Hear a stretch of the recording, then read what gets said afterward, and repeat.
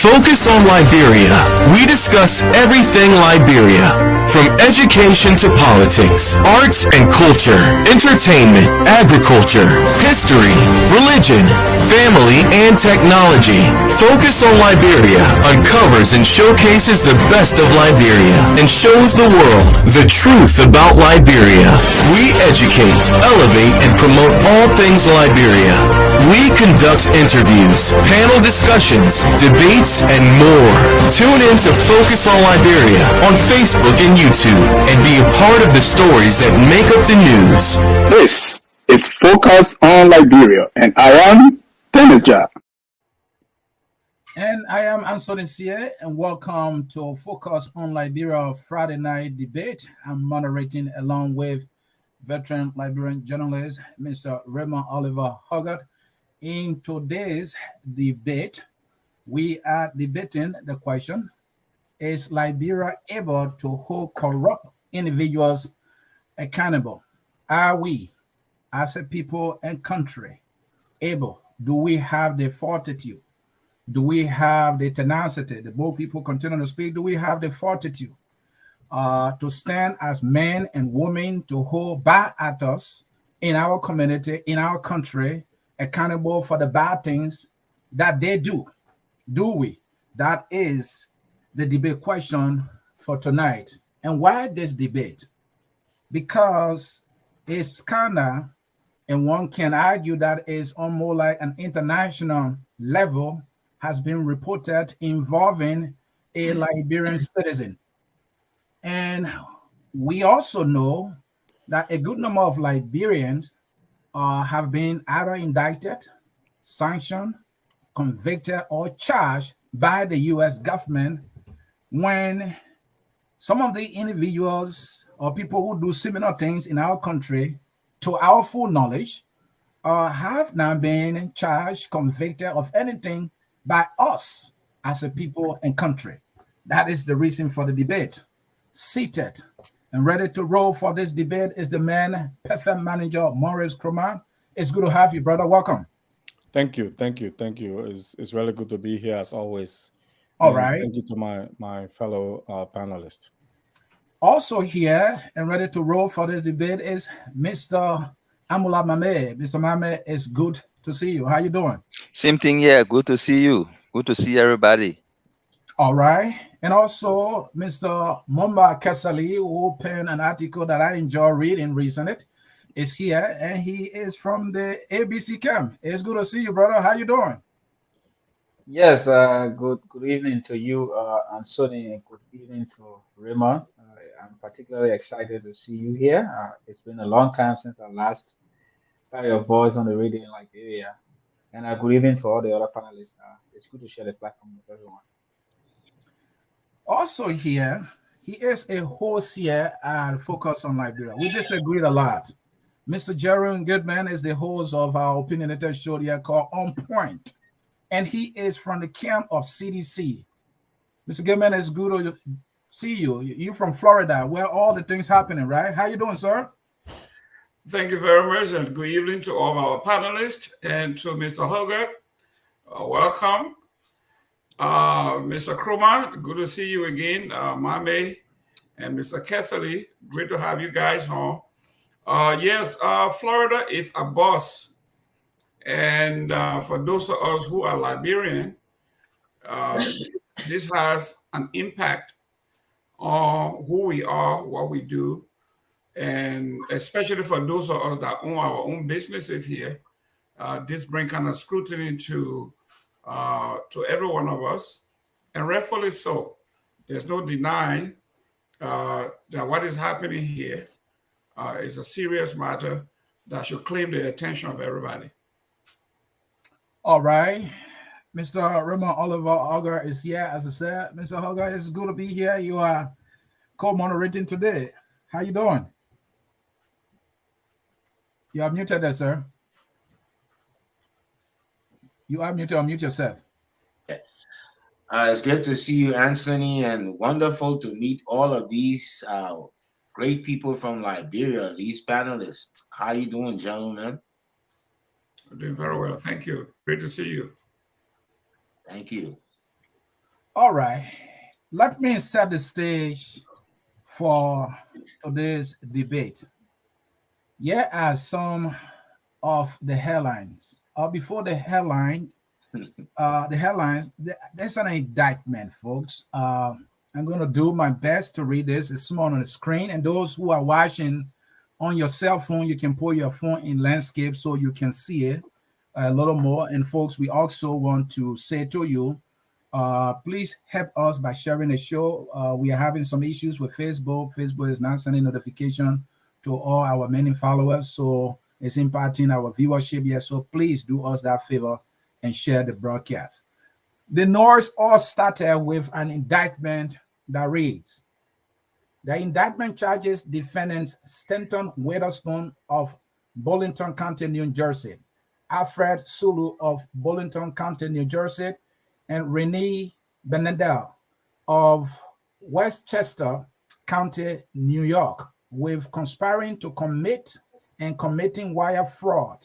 The indictment alleges that Witherspoon, Sulu, and Benedel solicited and recruited individuals who sought nursing credentials to gain employment as an RN or LPN or VN.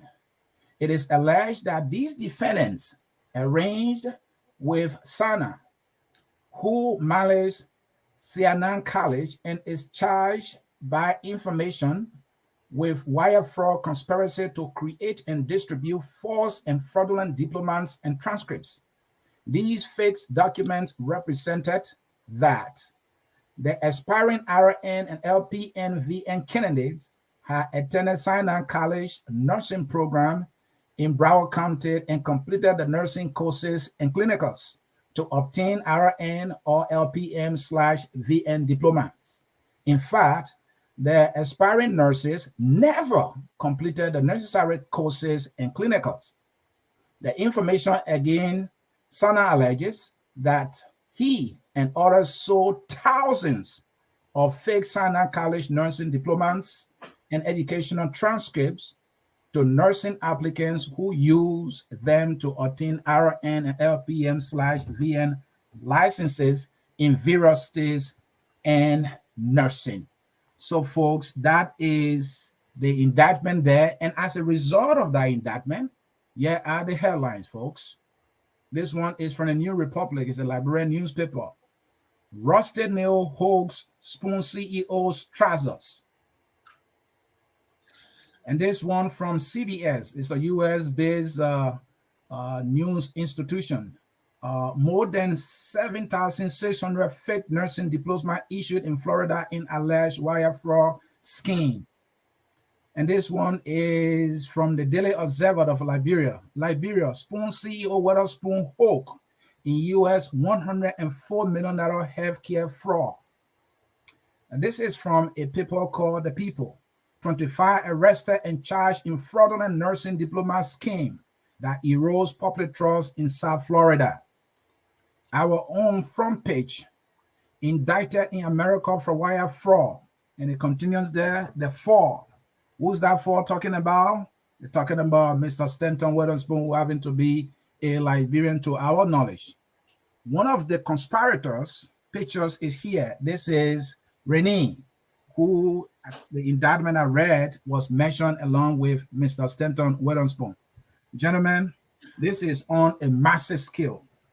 To that, to get us started, I ask the question, what is your reaction to this shocking story of selling fake nursing degrees involving Stanton Witherspoon?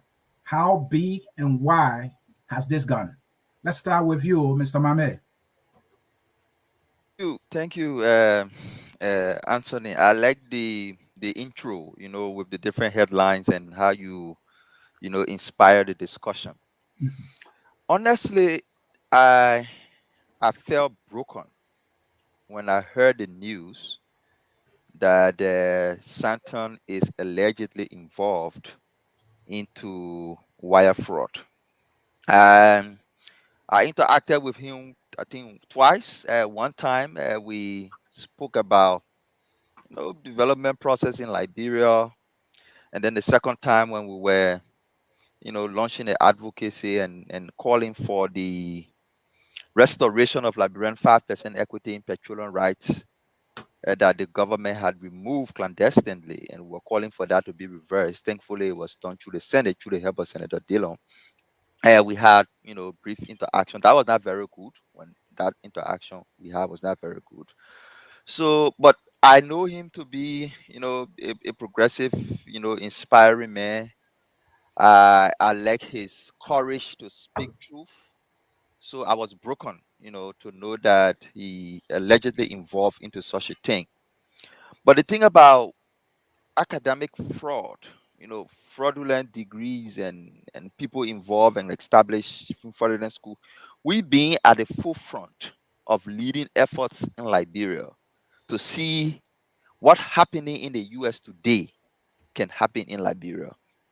We've established the campaigner for the academics crime code, working on our own to research and establish people with fraudulent credentials, to identify schools that are not accredited for awarding degrees, and people sit in Liberia and get degrees, and they use the degree. And not only about the degree, but they are taxed and given critical responsibilities that have bearing on the lives of other people. The decision they make, the action they take, their participation in policy making process, and they are doing so incompetent but relying on fake credentials. It have a very significant effect, on people's livelihood, especially with this one with the health sector. So to answer your question, I was broken to know that a young man is involved is allegedly involved in such a thing, but also wanted to see this is a this could be an additional wake up call to Liberians and to even Liberia. We celebrate the US for taking action to save lives, especially in the healthcare sector. Everybody on the show in Liberia who, whether agree or disagree with Stanton, will be criticizing Stanton, will be celebrating the fact that the US government has taken such an action. Unfortunately, back home in our country, when people with fake credentials are identified and all the evidence available, we still celebrate them. We still adore them. What's the problem? Why are we not adapting good things? The good things that all the other countries have adapted and doing to make them progress, we cannot adapt them to progress. But yet we want to but yet we aspire to be a country better for all.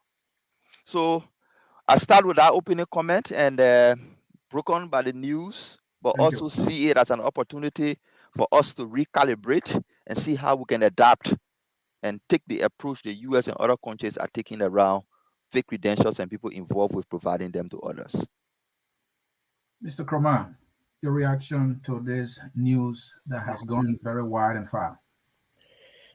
Thank you again, Anthony, for the opportunity to be here with some of our brothers from Liberia. So, I mean, the issue with Stanton, the alleged issuance of fake credentials for people to practice nursing in America, I don't think it's a Liberian thing. It's a human thing. All of us as humans have unending desire. Economists will tell you that every human being have unending desire. We always want more, right? And if there are opportunities where we see that we can bypass or some kind of way circumvent the system that is set up, there is always a desire to do that. I can give you evidence of that. The former president Donald Trump publicly said in one of his interviews that he can shoot someone in the middle of Manhattan and he will walk scot-free. Even though he said it in a presidential debate that he can shoot someone and walk scot-free, he was basically saying that he has found ways that he can beat the system. And he showed it so many times.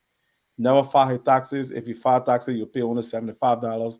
We're talking about someone who is a multi-billionaire that is able to beat the system to get that done. So I don't think, the act or the alleged act of Stanton is something that we can attribute entirely to Liberia. I think it's It's a human phenomenon. It's every human that find opportunity will try to weave the system in a way that favors him or her. There are several other people that we can point to that have gotten in such situation and probably got arrested and they face some kind of trial, some kind of penalty for it. So it's not a Liberian thing. But if we attempt to put this into the perspective of Liberia, to say, well, in the context of Liberia, why is it that Liberians that commit crime in Liberia don't get penalized? We can have a different conversation than that.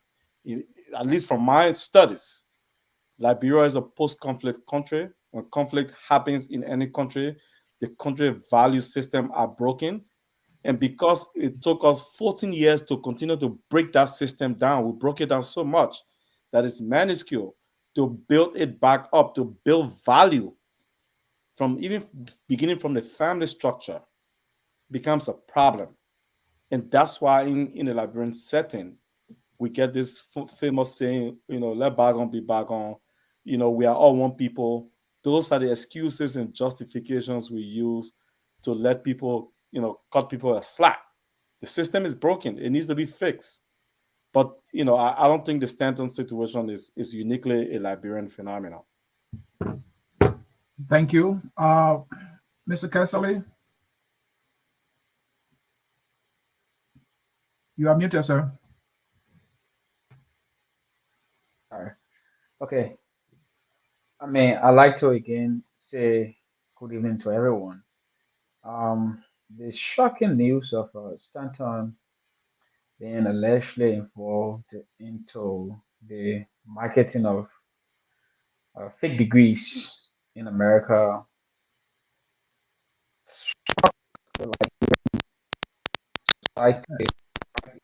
Mr. Kelly, you don't mind getting rid of your Bluetooth? Just use your device. I think will be better. Yeah, that feedback is coming.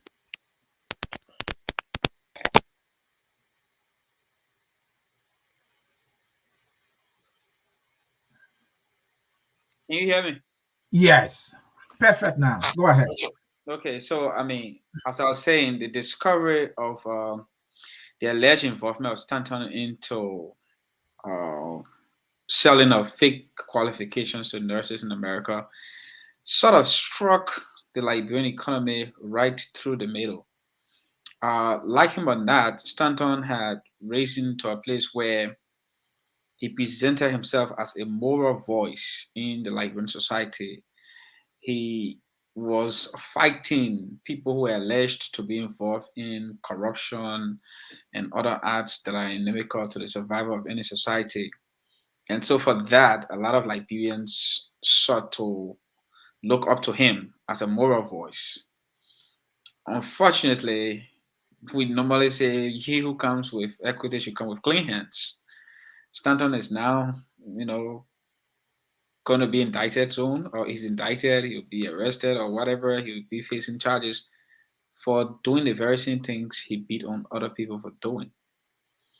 For me, beyond the fact that it hurts the image of Liberia to some extent, it also shows how terrible our people can be at times. One cannot be fighting others for the same things you're involved with. One cannot present yourself to be good while you're doing the same things others are doing. But this is a practice we see in Liberia. We see it in our government. If you look at our government officials, that's exactly what they do. The CDC-led government, for example. If you say the Joshua-led government is corrupt, and we all agree the government is inherently corrupt, they will tell you, oh, Ellen Johnson Sirleaf was corrupt. So we have created a society where we don't go after people who do wrong things. We normally try to practice the wrong things they do. But if it does not benefit us, we beat on the others when they do those things. So look, it is good that America has uncovered this unacceptable act by Stanton and others allegedly. I wish him well. I wish that he faces justice. If he's found guilty, he should serve whatever sentencing that is required. Because let us also agree that Stanton put the lives of millions of Americans at risk Apply that to Liberia. If some of those nurses go back to Liberia, they are going with those qualifications. They may be working in our hospitals in Liberia. They'll put people's lives at risk. So there's a human crisis. It doesn't matter where it happened. It affects humanity in general, and people who are involved into selling fake academic qualifications deserve a penalty that is measurable to those who are involved with murdering. Because look, Stanton put a lot of people's lives at risk, and he deserves to get justice. Thank you. Jerome, you are a business owner as well, and you are hearing this involving a fellow Liberian, and you are in Florida, by the way. What's going through your mind with all this news going on? Well, first, we have to pray for the young man and his family, and pray for this nation. Wherever you are in this country, you just don't know your next doctor's appointment, whether one of the almost 8,000 nurses and health practitioners you are going to face, whether one of those nurses or health professionals will be what is coming from here. Today, I took my child for vaccine, the shots, student shots. And this was the talk of the entire healthcare system. This is how dangerous this thing is. So we go back to, for those of us who are into the social psychology and history of this, we go back to the Liberian society. We say the foundation is terrible. And once the foundation is terrible, we can only nibble around the edges. But we cannot actually fix the structure because the structure is rotten. I say this to say, those of us who grew up in the 70s, you heard about this young man by the name of Joseph Berry that was killed for eating one candy. He was a store boy. He ate a candy, and the Lebanese guy choked him to death. Joseph Berry was killed for candy. And the Speaker of the House, Richard A. Henry, was the lawyer that represented that Lebanese family. And the murderer of Joseph Berry were able to be sent out of the country overnight to evade persecution. We have seen, we heard the story of Thomas Bernard coming to work every day. He had a larger transportation company in Liberia. When his drivers come to work, he will flog them. He will physically flog somebody's father in public. We have heard Justice Minister being speeding at 100 miles an hour, and a police officer asked him why. And he asked the police officer, "Do you know who I am?" And allowed the police officer to lie down on the ground and flogged him. Yesterday, I saw Mary Broad and the power theft. They were executing their duty. And the police officers were on the scene, and a young man whose house was being disconnected hit the police officer so bad he broke his eye socket. He was bleeding. This is the society that we live in, the duality. We live in a society that is broken. Our moral structure is broken. Our religious leaders, the president, the former president of the Republic of Liberia, who was the president of the Baptist Convention and pastor of the Providence Baptist Church, tried to pass a law that legalizes pedophilia, that 13-year-old girls were good to have sex with. These are the folks. So we have a country. So when you see young men When I listened to the FBI yesterday in Miami, they asked him, why would somebody do this? He said, above all else is greed. So you compound all of these things, and then you come here and it follows. So I mean, this is serious. We pray that he faces the law, and nobody should say that we are celebrating the downfall of another Liberian. That's not so. But we are here to make sure that hopefully we can learn from this. This is serious. Thank you. And Mr. Gibbon, I like the way you put it, that this is a warning to both of us, those who have been on the good side of the law. Now we have a reason to stay on the good side of the law. You know, how be it, this young man family is not happy today, friends not happy. And you were talking about how people in Liberia, you know, do bad things and just get away with it. I remember a story of the current Associate Justice Nangwe, who was former senator of Sino County, was representing some foreigners in Liberia, and he allowed them to escape justice. And yet, he was appointed in Liberia as an associate justice and got confirmed by the Senate to their full knowledge. He's on the bench today. What is wrong with us? Mr. Hogarth, you've been around a little bit than your own Peking. Well, personally, yesterday when I heard the news myself, I was very heartbroken. I mean, it broke my heart so much because I usually follow the Spoon Network program every afternoon when I come home.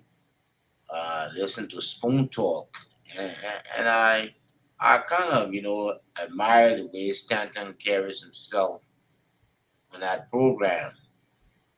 So when I heard the news, I mean, it shocked me. But like all of our panelists are saying,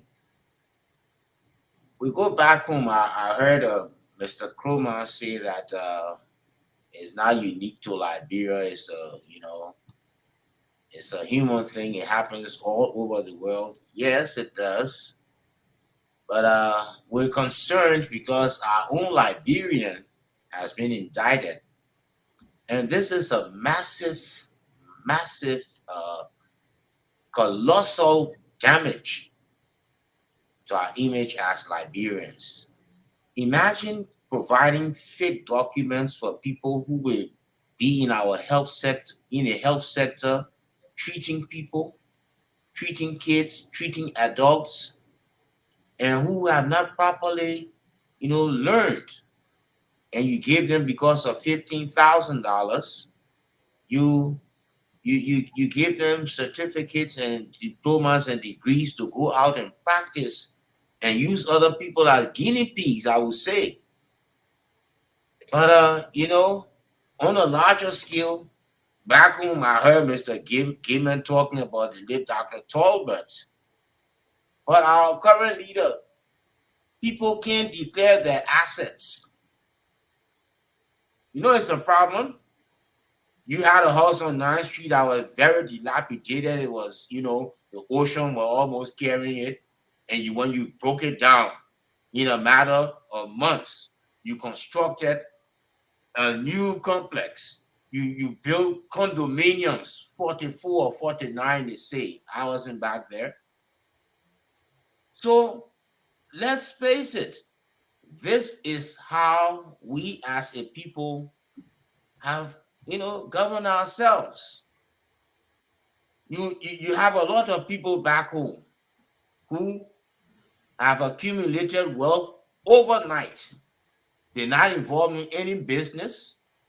The work they're doing, the salary that they make cannot, give them the amount of money that they have, and they're walking around boasting. And these are the people we glorify, So it's so damaging and shameful, Anthony. And I know it's an allegation. I hope that Stanton can clear his name. But if he doesn't, tell you, my brother, it spells bad for Liberia's image. Thank you, Mr. Huggers and gentlemen. You know, I can feel your reaction. Mr. Kroma is right. This is not only about Liberia, but a Liberian of so much significance in our, public space is involved. Mr. Mombasale, liking or not, Stanton in no time became a face, and he was trying to project himself as a moral voice. Many people started to admire him already, except for those of us who are skeptical. Not few people, only few people who earn their money so earnestly will behave the way he has conducted himself. But some people, that is how they do things. But how be it? I mean, he went to Liberia in no time, started a media institution. It became like an empire. And, and you're talking about, I mean, this indictment, someone are listening, and someone who have knowledge say, I didn't read, but the person said, look, the U.S. government indictment to be successful that can lead to conviction is about 96.4%. And that they have already done due diligence. And we have read the text messages dating as far back as 2015 and 16. This is massive. And some people said that usually some FBI, FBI will hire some people. They will purport as students to listen to conversation to see how everything is done. Because the U.S. government does not want to fail. So when the U.S. government indicts, the failure for them not to get a conviction is somewhere around 0.4%. So this is big. I know Mr. Witherspoon came and issued a statement. He says, okay. Cassette said the same thing. May his soul rest in peace. Just the psychological trauma and the shame, I'm sure, led to his demise today. That is something we should not celebrate, and that is why we are sounding the warning here. This man won the admiration of so many Liberians. This man held the throats of political actors on his platform. And he did this when he knew he was involved in this, allegedly. I'm not sure the U.S. is killing here. So yeah, Kroma is right. We heard about Rob Blagojevich, the guy who was on phone conversation, saying that he will not let or give Obama Senate seat to nobody for free. Just that phone conversation is also considered a wire fraud. It can be text message, it can be phone call, it can be email. You're communicating with somebody to do something, dubious. That's wire fraud. That man is 7.5 years sentence. I don't know whether he's been free now. We heard about Bernie Madoff, the schemer who scammed thousands of hundreds of Americans, millions of dollars. He's in jail. Trump lawyer, the fixer, is in jail. These are millionaires. No, that man out now. He's out. Okay. Yeah. These are some people born here and raised here. Yep. The law held them accountable. So let us focus our discussion on Liberia, gentlemen. This conversation was made, to put us in a better frame to understand it, because our country is our concern. So to that, I ask the question: why should it take the U.S. to show us our own alleged criminals or the criminals in our mix? For example, PYJ sanction, Magé sanction, Shema sanction, Nyomplu for passport, designated, Bay12 sanction, Serena Sifor sanction, and the other Sheikh Atim Basuru, designated by the U.S. Why will it always take the U.S. government to hold our citizens accountable when in our own country we are cutting them loose? Mr. Gilman explained, I talk about Joseph Namwe, who is on the Supreme Court bench today, and many other cases that you know. Why should we take the U.S.? Is it that we are incapable as a country to hold ourselves and the bad actors, Mahomes, accountable? What is responsible for that? Let's start the debate. Morris, I see you hungry to talk. Yeah, so I mean, it still comes back to the point that I made earlier about, post-conflict development. I think, but the point that most of us are missing, especially us that experience a little portion of a normal Liberia before the war, and then the war came and we ended the war and we're still going. We are putting too much expectation on the state. But that expectation, we're not putting it on the people that are living within the state. Most of the adults now that we have in Liberia that are in the space of national conversation and governance, most of them are either, kids that were born around the wartime or that grew up, somewhere along the war period. There is a broken generation between the adults from the before the conflict and the generation that came after the conflict. That brokenness that happened along the way, that 14 years that happened, it broke the moral fabric and the social cohesion that exists in the society. And so most of the young people that were refugees that are all born in Ghana, Guinea, Sierra Leone, Ivory Coast, Nigeria, all these places that came back to Liberia had a lot of struggles in their life. I'm grateful. I'm so glad that I made it to the US at least before, so I didn't have a lot of experience with refugee life. But when I went back in 2012, after almost about 15 years in America, when I arrived in Liberia, I felt disconnected completely and confused, perplexed. Because I've never seen any society where everything was just going amok. Everything was just disorganized and fragmented. Like you can't get any system in place. It took me at least 6 months to 1 year to adjust mentally into this Liberian society. But you can't have that conversation in Liberia because when you do, sometimes people think, oh, the major American man, I think that he's not from here and all that, stuff. But the truth of the matter is there are serious post-conflict trauma that's still existing in that country. Let's put all the things I just said, let's put all of that aside.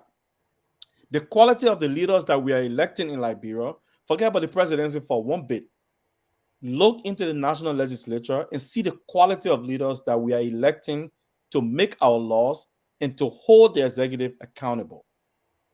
Those people, most of them have very little clue about what their responsibilities are. They're going in there because they hear that lawmakers make 15,000, 12,000, wherever it is. The first inclination to be a representative for most of them is that there is money attached to the role that you're going to be in. So even if it costs them to kill somebody to get in that position, I'll do it because Liberia generally is a poor country. So the incentive to be a representative in Liberia now is to actually go find money from anywhere and get elected. When you get elected, you can bribe your way through the system, government from the executive branch will bring yellow envelope, you pay all that debt back. But just get into that place there. You'll be okay. And so people have discovered that. But beyond that, the people that are getting elected, that are doing all of the bad things that are hampering the country development, are also beating the system such that they're building schools and they're taking the Liberian national budget money and they're putting it into those schools, and the schools, the money can't run back to them. So they are enriching themselves. So you see the level of inequality that exists between the small 1% of politicians that are in Liberia and the rest of the country population is so wide.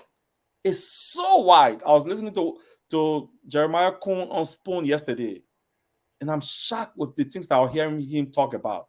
He has some really brilliant ideas, but just the idea of some of the way that governance work, and I'm making my own assumptions in my head. I'm like, this country has some serious problem to go through. But those are things that I feel that is wrong with Liberia. Impunity will be, show me one public officials Liberian have put in jail since the conflict ended. There is this fear that if we put McGill in jail right now for corruption, people will join the street, and that will enter into conflict and we'll have problem. If we put the LEC man in jail right now, it will create tribal conflict. People will jump in the street. So we always say, let's give this public official a pass. Let him go in trouble. Let the country keep moving. We're not fixing the problem. We are using this Band-Aid to cover a big sore, and it's not going to fix the problem. And you are right. The opportunity the current government had, if it were actually one, and I thought it was Simon Kai. They indicted him. Was Wambulu. They indicted him. What happened? These two guys are free men. In fact, when they were looking for Simon Kai to go to jail, he hid himself. In no time, they negotiated some kind of deal and president granted him pardon. Even though the very government told him to call and charge him, investigate him. But that man will not spend a minute in jail. Mr. Mambe, your turn. I don't want to disagree with Kroma a whole lot about being a post-conflict country and the adverse and spillover effect from the war. But we over a decade now since we, fought the war, going to more than 2 decades, since the guns were silenced. Even though we know the silence of the gun is not the definition of peace and transformation. But Rwanda fought war, very deadly, destroy the fabric of their country. Theirs were even more dangerous than ours because it was more ethnocentric war than it was, fighting over power and resources. It was a combination of both. There were crises in Uganda. We can go on naming other countries who've experienced war, come back, elect good leaders who take positions that help transform the country. The thing about Liberia is we're not afraid to persecute people because it will lead to war. We do not persecute people because we ourselves want to steal and don't want another person to persecute us. That's the only reason. I think you heard this whole story, even though it was not accurate, like I can always say rather, oh, Noka went bankrupt. People stole the money. Robert Salif, quote unquote, Robert Salif stole the money early and the people, they made Noka went bankrupt. And CDC as a political party was very loud and vocal, calling, and even they went to the embassy one time, they slept, they said they had a tarry at the embassy while in opposition, calling for people in Noka to be persecuted on allegation of corruption. George Weah became president. Global Witness presented a report on alleged corruption act at Noka. He constituted a committee. The committee included Gadier Johnson. The committee included Wabodiki. I think Wabodiki was the chair of that committee. Nothing. Several other allegations, several other instances of corruption across the country. And the thing about persecuting people is not sometimes all about showing that they stole, but also clearing people's names and making them wholesome of the society. But we are not making those decisions because you ask the question, why America should always be the one to tell us who stole? Why not ourselves?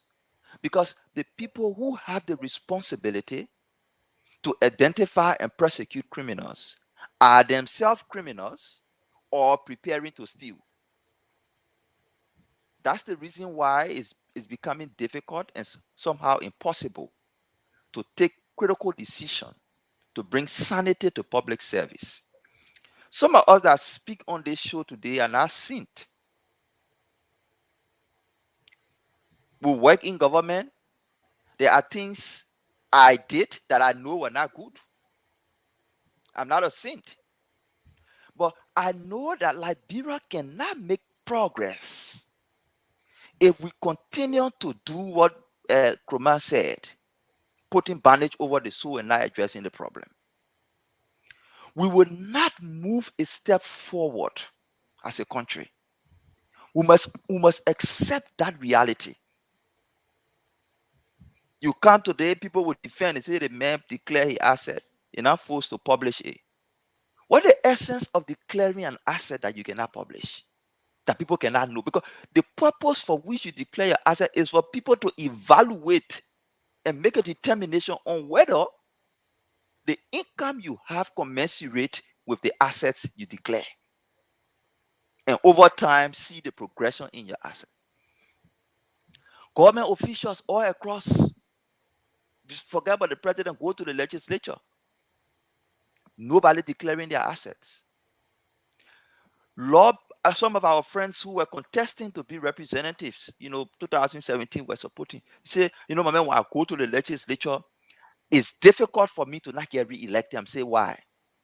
I say, because even my salary, I can just live on my salary. My lay envelope I will receive, I can use it to do development in my district. So he goes to the legislature knowing that he has a budget for stealing that he can use to do projects in his community to get re-elected. So he goes there with the mindset. He set a budget. He said, my salary, I will keep it for my family. The brown envelope and all that stuff, small thing I will be getting on the side, I will use that one to do project in my community and get. So it's a culture that we all accept. But when we come to these public platforms, we pretend as if we don't like corruption. And for me, like I said, always, we are aging, like Mr. Gilman and other people. What feature are we leaving for our children? To bring the end to corruption, you must have a leader who is not corrupt. You must have a leader who is less corrupt. You must have a leader who has integrity and has demonstrated it over and over and again. Not a president who was taken to court on child support and could not even honestly declare his salary, his income to support his child. You elect such a person as president and you imagine that they will fight corruption? So back to Liberia, the current administration cannot fight corruption because the current administration, people in the current administration can purposely to steal. They are building alliances on the basis of protection to steal or exposure to opportunities for stealing. On this platform, we must think beyond politics. If America is successful today, it's because of the uncompromising enforcement of the rule of law, the blind eye of justice. If we do that for our country, we will move forward. We will leave a country that our children will feel proud of. And we cannot get that under this current administration. Almost 6 years. We are promised to fight corruption. Almost 6 years. Forget about those stealing under him. What about those who stole before he came? Tons of other reports. Evidence are just strong. He cannot take action. You talk about sanction. When they sanction the guy for the passport, in less than 24 hours, he was indicted by the grand jury of Liberia. You remember that? Yep, Andrew Nyamplu. In less than 24 hours, he was indicted. He escaped. McGill, Bill Twawe, and the rest of the other people indicted, nothing.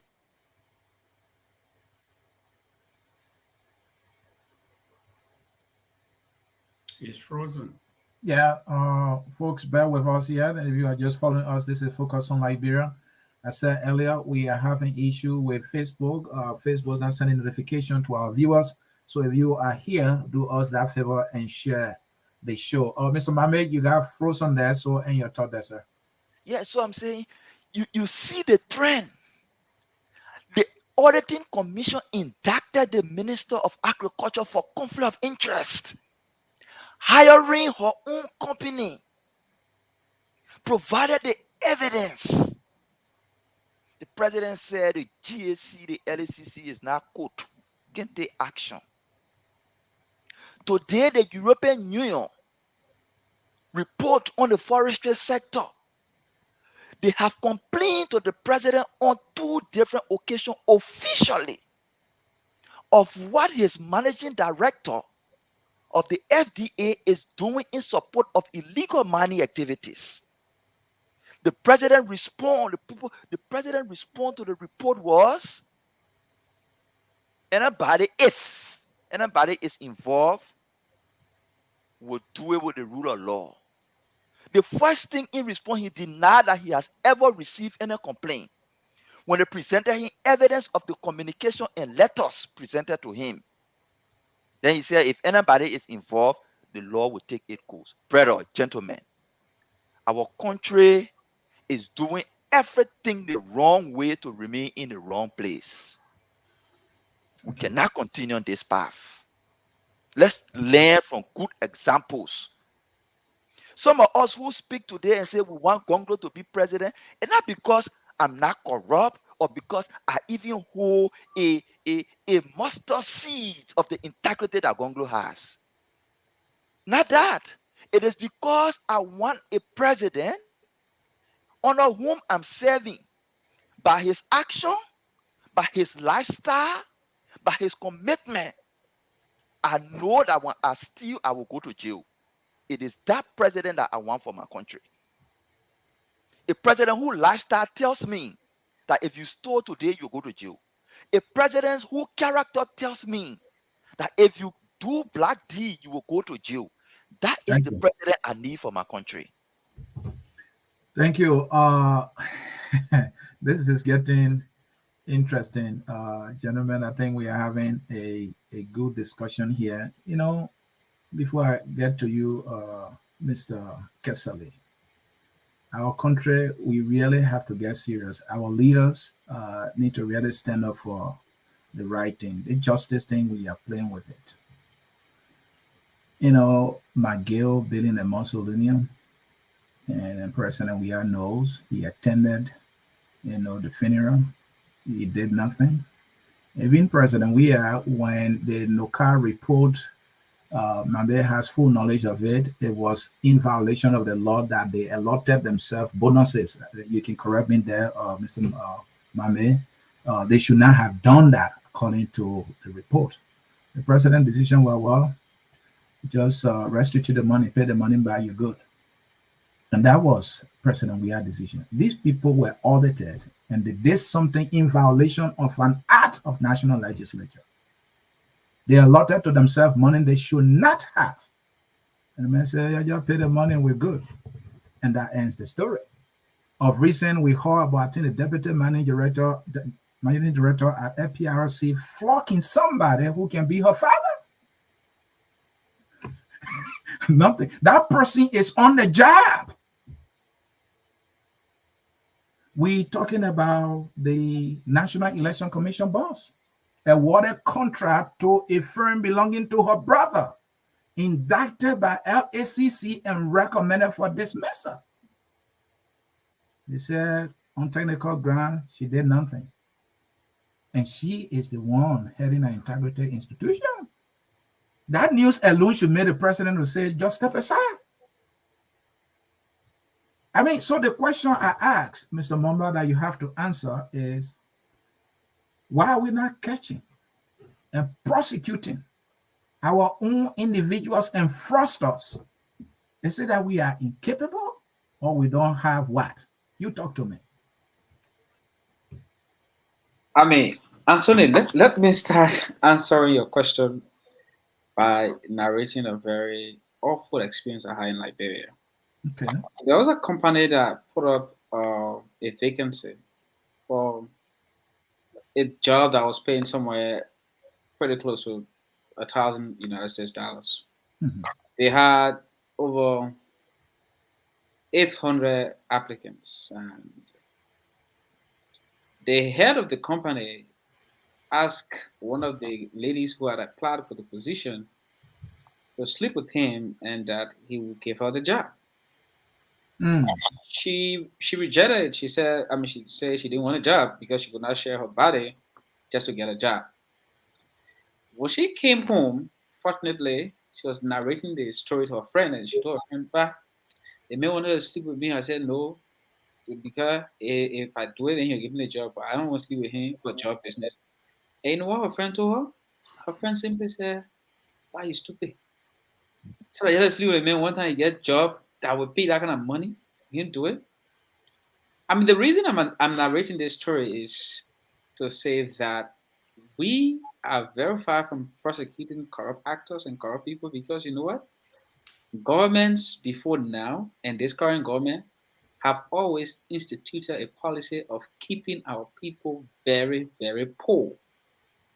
They do not even provide quality education for our society. The opportunities for people to wean themselves off poverty are very limited.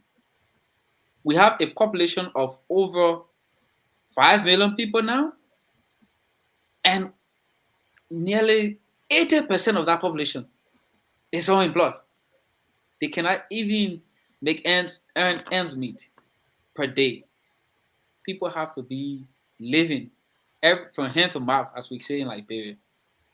So in such a society, everyone is scrambling for the opportunity to get rich. They don't care about the rest of the people. You watch Nathaniel McGill, President George Weah, and the others. They live in homes where, when LEC is not available, they can turn their generators on. They drive nice cars on very ugly roads. So every other Liberian is looking for just a single opportunity to get at a place where they can live large, they can enjoy themselves, go to the club and charter bars and entertainment centers. So because of the way our government has instituted measures to keep our people poor and limit the amount of opportunities Liberians get, our government will never be able to go after people who do wrong things in the society. Based on the fact that this has happened for so long, our people are suffering from what I'll call Stockholm syndrome. That is where captors or people who are held in captivity start to grow sympathy for those who are holding them captive.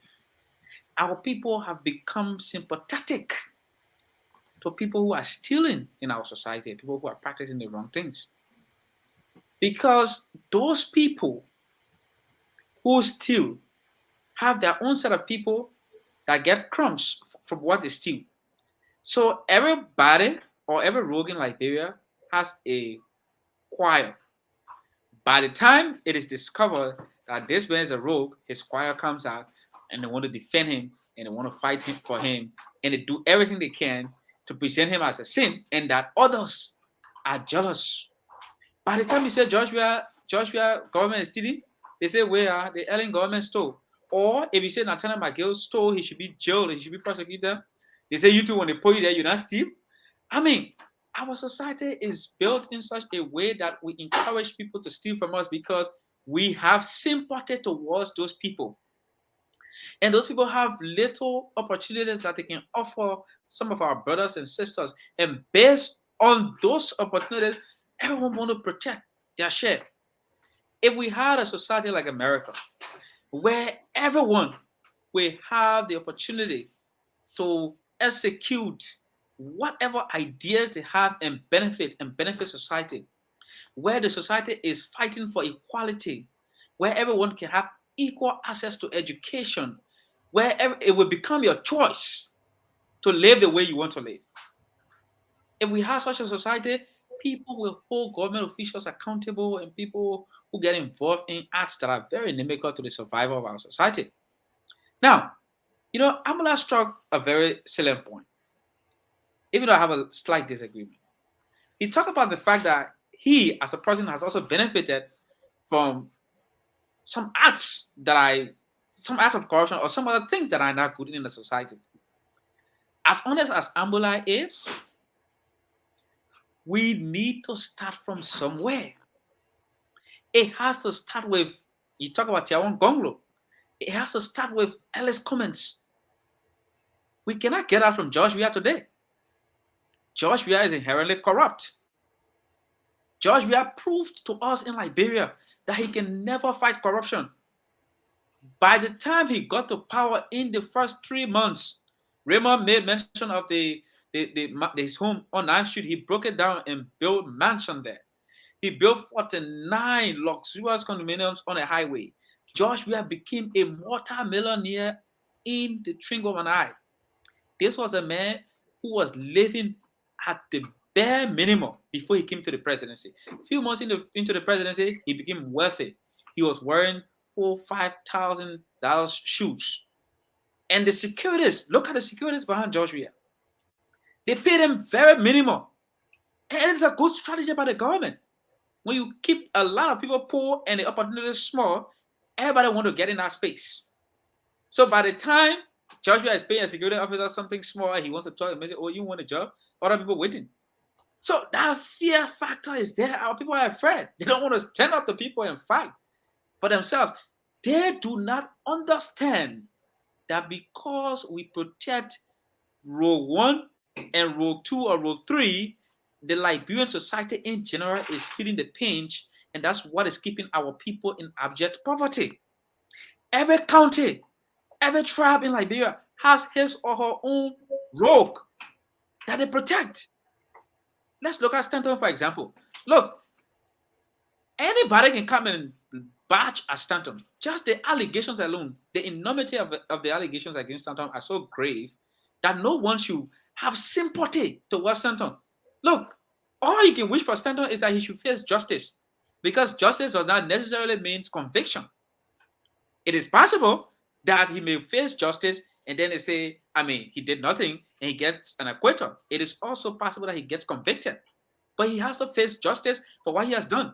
Nathaniel McGill and every other person in our society have to face justice.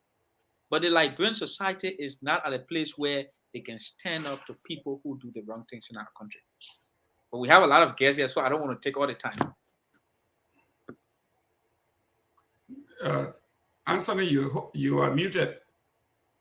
Thank you for telling me. The question I ask you, Mr. Gilman, is why do we celebrate? Why do we adore the corrupt and sometimes throw behind them for the leftover? Any reason what is responsible for that? That's my question for you. Well, let me address a few things. Maybe of everybody here, I would be the only person to have told you that I have never lived in Liberia. I left Liberia when I was 19. Have never worked, have never benefited in any way from Liberia.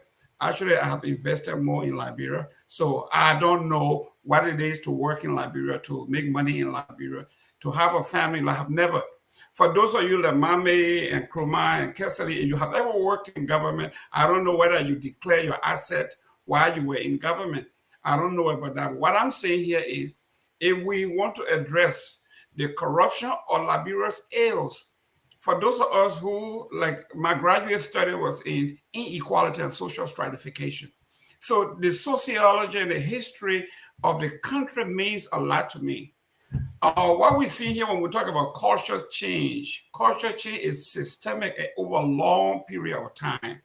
And you cannot just root out something that has been there from the beginning. These things are passed down from through in the interior. If you go in the interior, you will see people sitting around the fire and they are passing down cultures. So here we are, the foundation of this nation. First, let's talk about the duality of the law.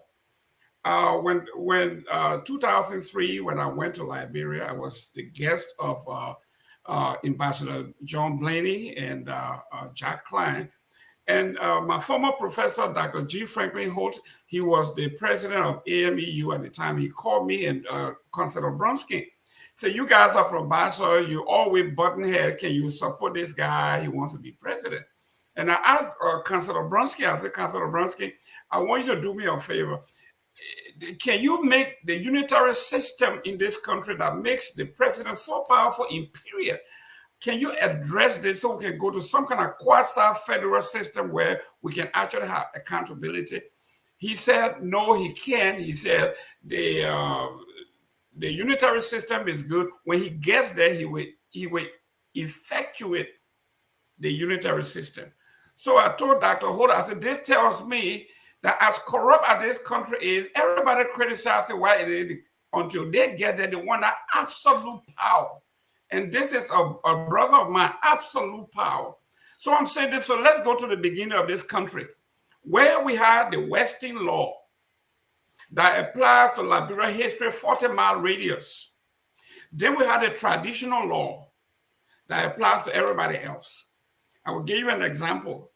There was in the Ellen government, and I don't want to make this Ellen versus we are or this, and I'm talking about the history here. There was a lawmaker from Grand Jide County that raped a girl and impregnated this girl. And the gender ministry, the country went haywire. And there were protests everywhere. And there were, I think those of you who were there, you know who this guy is. He's no longer in the house. And they were trying to go after him. They took the girl from Monrovia, took her to Grand Jide in the Zoe bush, and the government says, we as a Monrovia, basically the Western society and our law here cannot transcend the Zoe, the cultural thing. We cannot go there to arrest or bring the girl to the court of law. So those who come from the native side, from the cultural side, we use that duality to shield our ills. And up to now, we have not agreed to reconcile the law that one law applies to everybody. If the Zoe created or committed a crime, that Zoe needed to be arrested. I do not have to go to the chief Zoe to ask for permission to arrest somebody who have murdered somebody.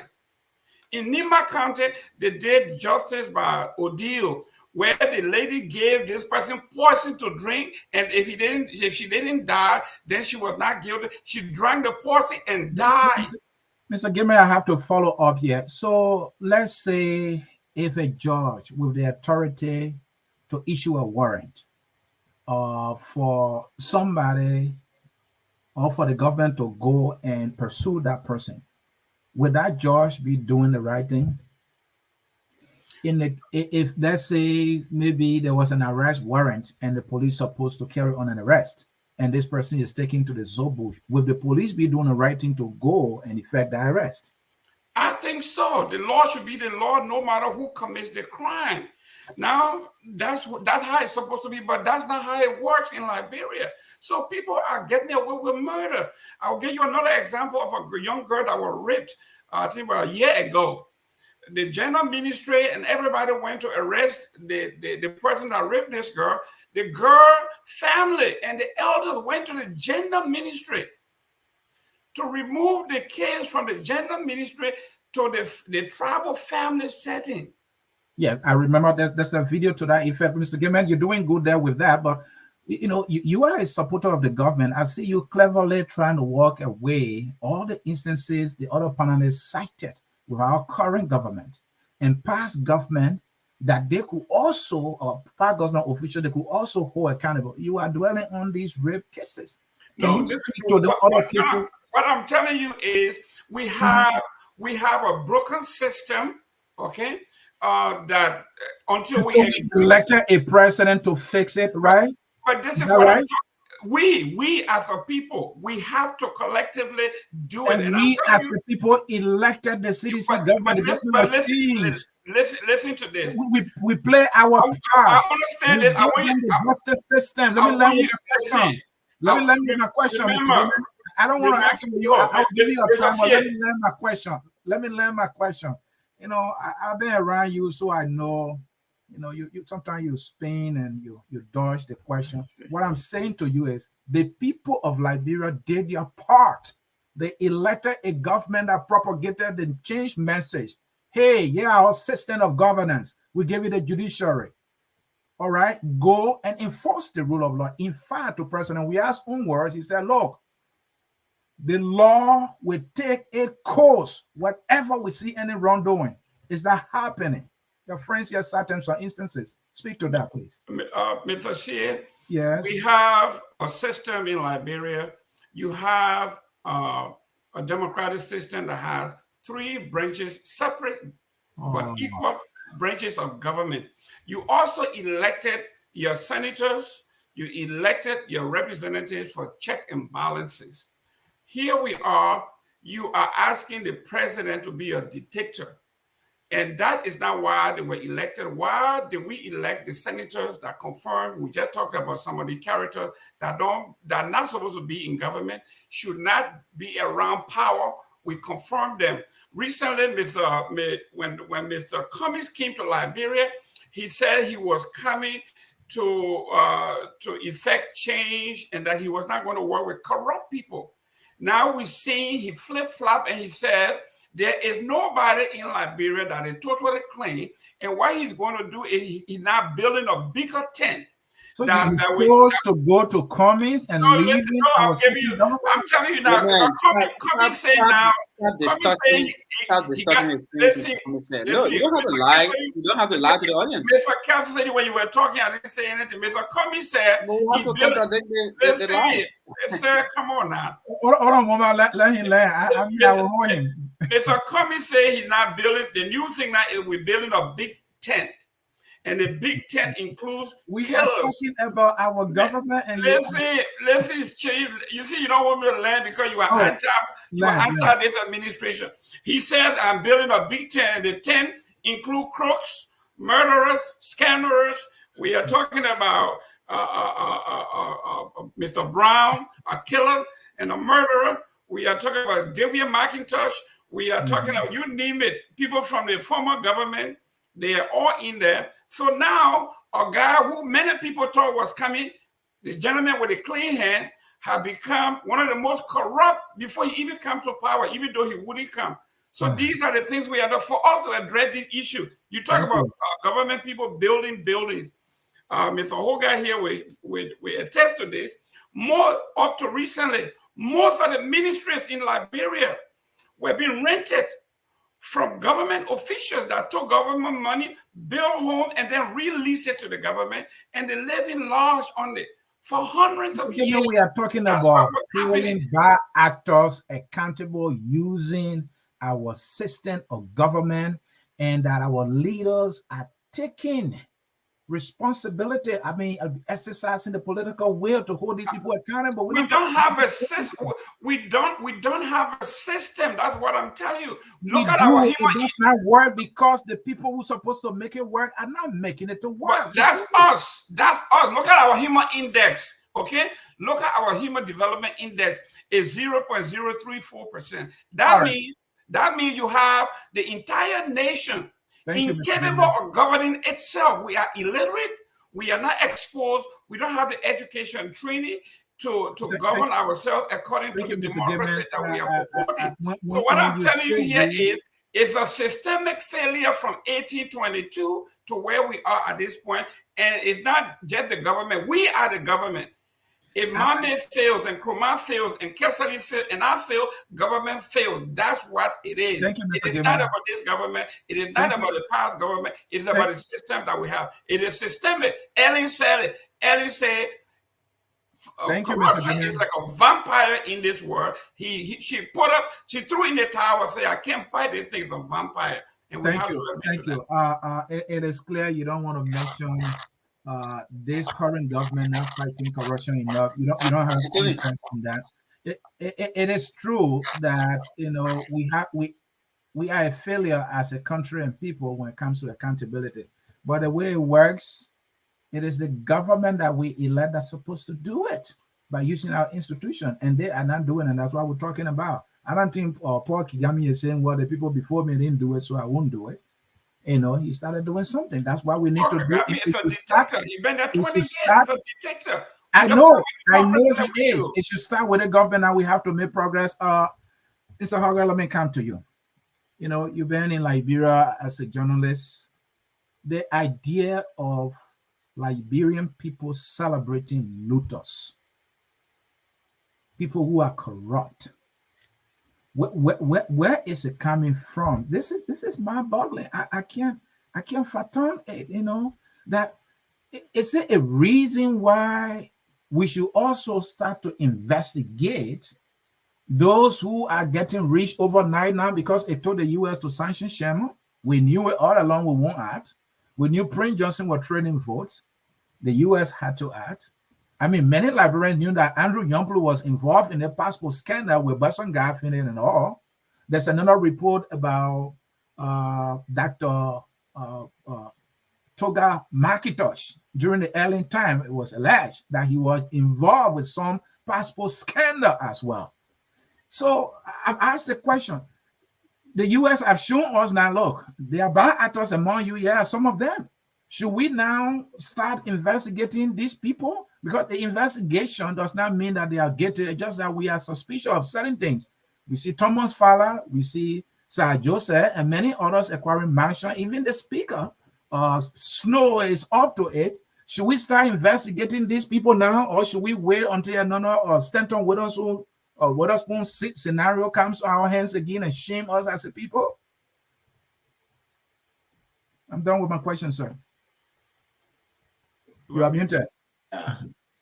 Look, Anthony, this is something that we as a people should have been doing ever since. But the will is not there.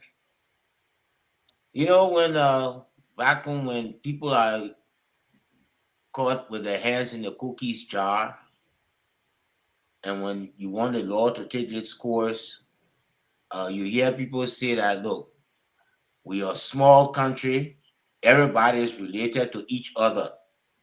So if you go against John Brown has his cousin Peter Paul, we all one family, so let's just leave it and play low. But ever since, we should have been attacking corruption. I think a day or two ago, a member of the legislature of the House of Representatives, I think is Madam Fofana or who, I think from Lofa, was urging the Supreme Court of Liberia to come up with an enforcement for the code of conduct. Imagine an honorable requesting the Supreme Court to come up with an enforcement of the code of conduct. Why is that so?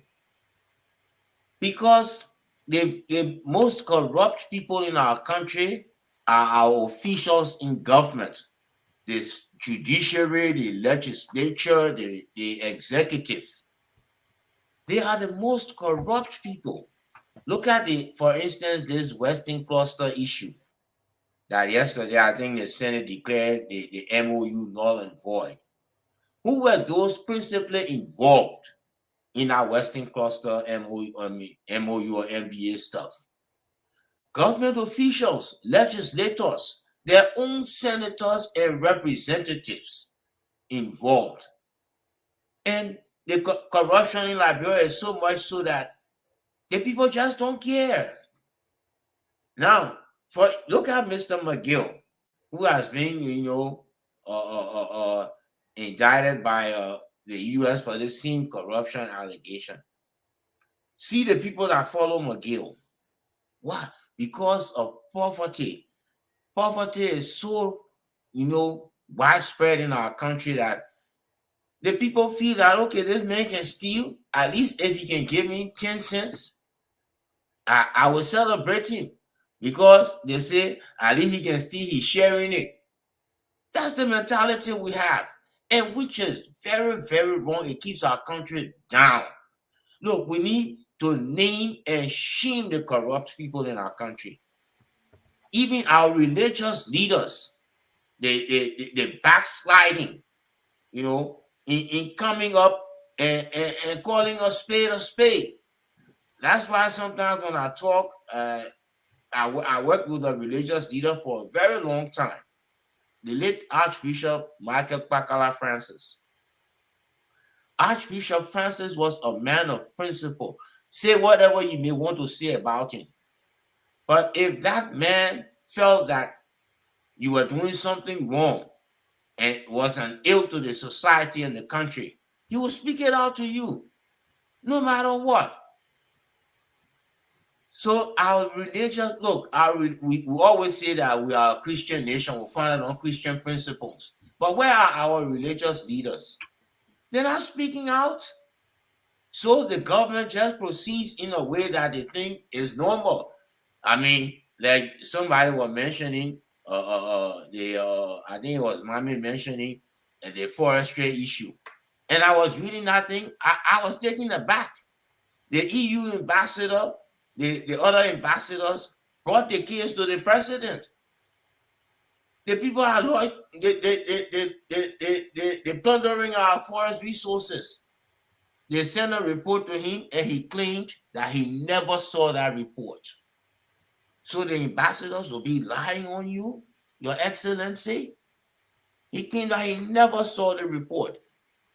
Or if they say, look, we in a real mess in our country when it comes to corruption. I don't know. You know, somebody was saying, I always used to tell people back home, you see Ghana, everybody used to complain about Ghana because the recycled politicians were just there, always coming from one government to the other with the same corrupt ideas. It took a man like Jerry Rawlings to cleanse that country. So now people are praising Ghana. You don't find those kind of things happening in Ghana anymore. The people are developing themselves, they're developing the country. But Liberia, it's so sad. Very, very sad. We glorify, we personify people who are corrupt. And the government, the leadership has no integrity. I can say that. The leadership has no integrity. If the leadership had integrity and were, dealing with the people when it comes to corruption, some of these things wouldn't be happening. So our people, look, you go in the House of Representatives, that's where you find some of the most corrupt people. Go into the Senate. Somebody, you don't know where they've been working. Maybe the person being a representative maybe 6 or 12 years. They got so much money. They can open a farm. They can build a radio station. They go around dishing out money to people. And so why is this happening? It's because the mentality of the Liberian people, one day we need to stand up. We need to rise up and tell the government, look, enough is enough. We need to stop this. You have 99% of the people living in abject poverty and 1% just eating, just getting rich. They and their family. It's so bad, man. It's so bad. Oliver, the one thing that that I want to say to what you're saying, corruption in Liberia is a menace. It's deeply rooted in the social fabric of the society. The virus. So if you take all of the people in we are government, take we are and all the people in the government right now, all of them, you remove all of them from government and bring in a whole brand new set of Liberians and put them in government, the same culture will be there. It will still be corrupt. The culture of corruption will still be in that new government that you set up. So it is not, I'm not a sedition, but I'm seeing the Liberian society from the eyes of development. There is problem there. Unless we fix the issue of accountability, unless we address accountability at all levels, regardless of whether you are the most powerful or you are the least man, everybody should be held at the same level of accountability. We have the problems that we're having. Unless the whole government was brought down because one of the charges they had was rampant corruption. Okay, so that was then. Thank you. That was it. That was then. Think about the errors of Tarbert. Thank you, gentlemen. Tarbert tried to prosecute a family member. Thank you for some of the crimes that happened on him. Right? Thank you, gentlemen. Folks in cyberspace, if you are following, this is Focus on Liberia Friday night debate. Please do us that favor and share the show. We will take a break soon. When we come back, we'll be going to the phone lines. Gentlemen, the question I have for you and those who will be calling, what can we do? We know we have a problem that is hugely rooted in our society. It's like it has become an entrenched culture. Other nations, I believe, have similar thing. They dealt with it. Why is it taking us too long? I believe they use some policies, they use some mechanism, they use some tools. So the question, what mechanism, what measures, what tools can we use collectively as a people? We can change all the leaders we want, but if there are leaders that are coming to replace them are corrupt, we are already in trouble. We'll take a short break. When we come back, we'll be going to the phone line to take some calls. Stay tuned. We will be right back. At Focus on Liberia, we discuss everything Liberia, from education to politics, arts and culture, entertainment, agriculture, history, religion, family, and technology. Focus on Liberia uncovers and showcases the best of Liberia and shows the world the truth about Liberia. We educate, elevate, and promote all things Liberia. We conduct interviews, panel discussions, debates, and more. Tune in to Focus on Liberia on Facebook and YouTube and be a part of the stories that make up the news. This is Focus on Liberia, and I am Panelist. And I am Anthony C. hosting. We will now go to the phone line to see if we have some callers there. I see the man, Evan Morris is there. Mr. Morris, I think you are live. Thank you, Mr. Sear, and hello to the panelists tonight. One of the things that I think we don't talk about enough on any of the platforms is our prison system. You know, we need serious reform and investment in the prison system, because the reality is, if you send a corrupt government official to prison, is it sustainable? Can you sustain that person? Prison is not supposed to be comfortable, but it's also not supposed to be inhumane. Inhumane. Many people, you have people defecating in buckets, urinating in buckets in prison. Lack of electricity, lack of food. So can you send a person to jail for 15 years without, essentially sentencing them to death or some kind of illness that may cause death? In this country, prison gets shut down for being, bad off. I missed the word I was trying to say, but when the prison is too bad off, you got to shut it down, or maybe you have to renovate it. So most people will say, well, those people are criminals, they're thieves, they don't deserve to have a decent place to sleep at night, but that's not how the law works. So our prison system, I know many of us haven't been to prison, but if you go and visit Central or you go and visit South Beach, would that condition be conducive for a prisoner to even spend 1 year without getting sick and dying? So holding politicians accountable is one thing, but having a facility to hold them accountable for a long period of time. You can see people going to go to jail for 30 years in America, 25 years in America, come out, they may have issues, but they can come out alive and be able to live for another 15, 20 years. So my point here is, what are we doing about our prison system? If we have no place to keep these people, where are we going to put them? Are we going to start executing them? Are we going to start effectively, sending them to their death by sending them to prison for more than 5 years? So that's one thing we need to look into. And then the second thing is more personal and more of a pipe dream, but it's personal development. The infrastructure and other development is good, but one of the things that helps us, people like us who are in the United States, so when we come here, more than just the money that we make, it's the personal development that we develop as human beings. Our worldview change. We see things how they're done in this country, and we go back to Liberia, and our eyes almost seems to be shooting outside of our eyes because we see other wrongs in our country. But when we're living in there, we don't really see it that way. It's just the status quo. So personal development of our human resource, understanding, that's something that we talk about all the time, but it's probably never going to happen in our lifetime.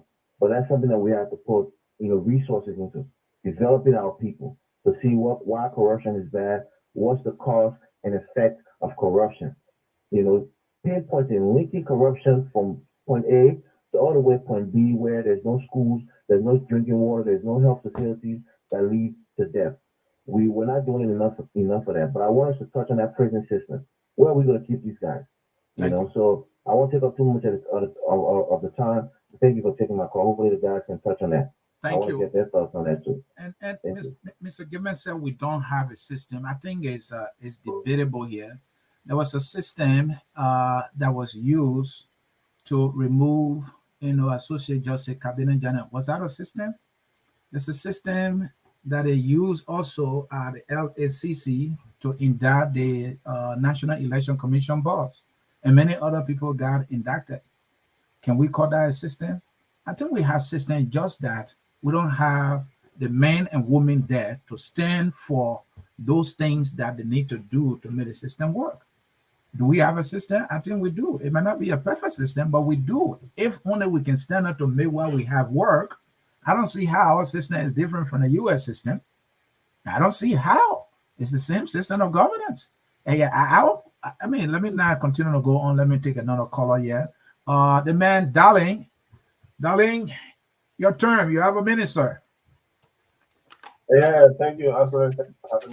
So, take a quick correction first. Liberia was not founded on Liberia was founded on corruption principles. Let me not correct. So, the question is, what can we do? What's the way forward? Yeah. Gentlemen, there is no way forward. There is no light in this corner. Yeah, there is no light. What? And the reason is very simple. Yeah, the reason is very simple.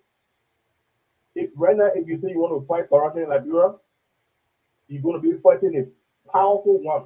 People like Prince Johnson, George Weah, Jefferson Kuti, Eddie Snow, all the people that have money, the so-called money people in Liberia today, are the ones you're going to be fighting. Are you going to succeed? No. You cannot fight against those people and win them. Nearly everyone in our government today is corrupt. They have the money, they have the power. And you see you're going to come and eat and trade that defend their territory, take away their livelihood. That's not going to happen. Liberia, first of all, was not set up as a prosperous state. Liberia is just another software plantation that found itself on the west coast of Africa. That's what I feel was set up. To send free, uneducated, unskilled slaves, free slaves to the dominant so that they can, manage their own affairs, so they don't carry out uprising and what happened is. So with corruption in Liberia, there is no solution. One person who could have changed, maybe try to change the system, was Samuel Doe. And those folks that came in 1980 over to the summer administration. Those guys, they were educated. They were not manipulated. They were educated. They had the opportunity to change the system. Yes, we do have this thing in Liberia. We have a system of corruption. All right. Thank you. I think every administration that came to power have that opportunity, and it's just that maybe they failed. I would think so. So it's not only those who had the opportunity, they all have had the opportunity to do something, right? Yeah. So like Doe and his, but they did something very extreme. They went to work and murder people in the name of corruption, fighting corruption. Yeah, that was. So but instead of fighting corruption, the father started to fight them. Thank you. And South Sudan and his gang of rebel tools, they said Doe and Doe were corrupt. They came from later to fight corruption, and corruption started to fight them. And they came to fight corruption fought her and won. Wow. Now came to fight corruption, right now corruption is basically active. Just some people say he had a central bank at his house. I don't know. All right, thank you. Let me go to the phone line again. Caller with phone number ending in 6897. You are live. 6897, you are live. 614, last 4 digits, 6897, you are live. All right, that caller, I don't think it's really. Gentlemen, let me come back to you. Morris, what can we do now collectively? What are the policies we can put into place? I mean, you sell it, or I mean, the little hope I had, you even took it away. You said everybody corrupt. It's a way of life in Liberia. So the thing that coming to my mind, I said, well, maybe the babies that are born today are the one we need to train, prepare. But those of us who are full grown, I mean, nothing can be done. So what can be done now? Because we have to do something. So, when I heard, Abla Mame talk about how Rwanda had a worse situation in Liberia and it was an ethnic conflict. Those things are facts. But in the context of post-conflict development, Liberia did not begin its post-conflict development on the right footing. We missed the train when we started to talk about reimagining the country. When a country goes through conflict, when you start to talk about post-conflict development, you are basically hitting the reset. And when you're hitting that reset, you got to consider everything that caused the conflict. And then say, okay, now that we are resetting, what are the main causes of this conflict? How do we fix it? To fix it, okay, one of the things that we say that caused the conflict are discrimination. Let's ensure that no more discrimination happen in this country anymore moving forward. Whether it's discrimination of gender, discrimination of economics, discrimination, whatever discrimination, we should make sure that it never happens again. Because one of the cardinal factors that caused the conflict was discrimination. If we go back to Rwanda situation that you mentioned, Rwanda had ethnic conflict between two of the major tribes. When the conflict finished, they ensured that that thing about ethnicity will never exist in the country again. And they passed a law that if anybody in Rwanda asks somebody, what is your tribe? What tribe you belong to, whether Hutus or Tutsi, you go into prison for 15 years. They put it in their law. So nobody asks questions again about ethnicity. That's how you do post-conflict development. So those things that cause the conflict, you fix them. But if we go back to Liberia's situation again, we are still divided deeply by ethnicity, by religion. And we still the same thing that happened during the quote-unquote Congo time, where a small portion of Liberians, 1%, maybe 2% of the population, control the entire economy of the country. The rest of the people just living by the will of the mercy of God.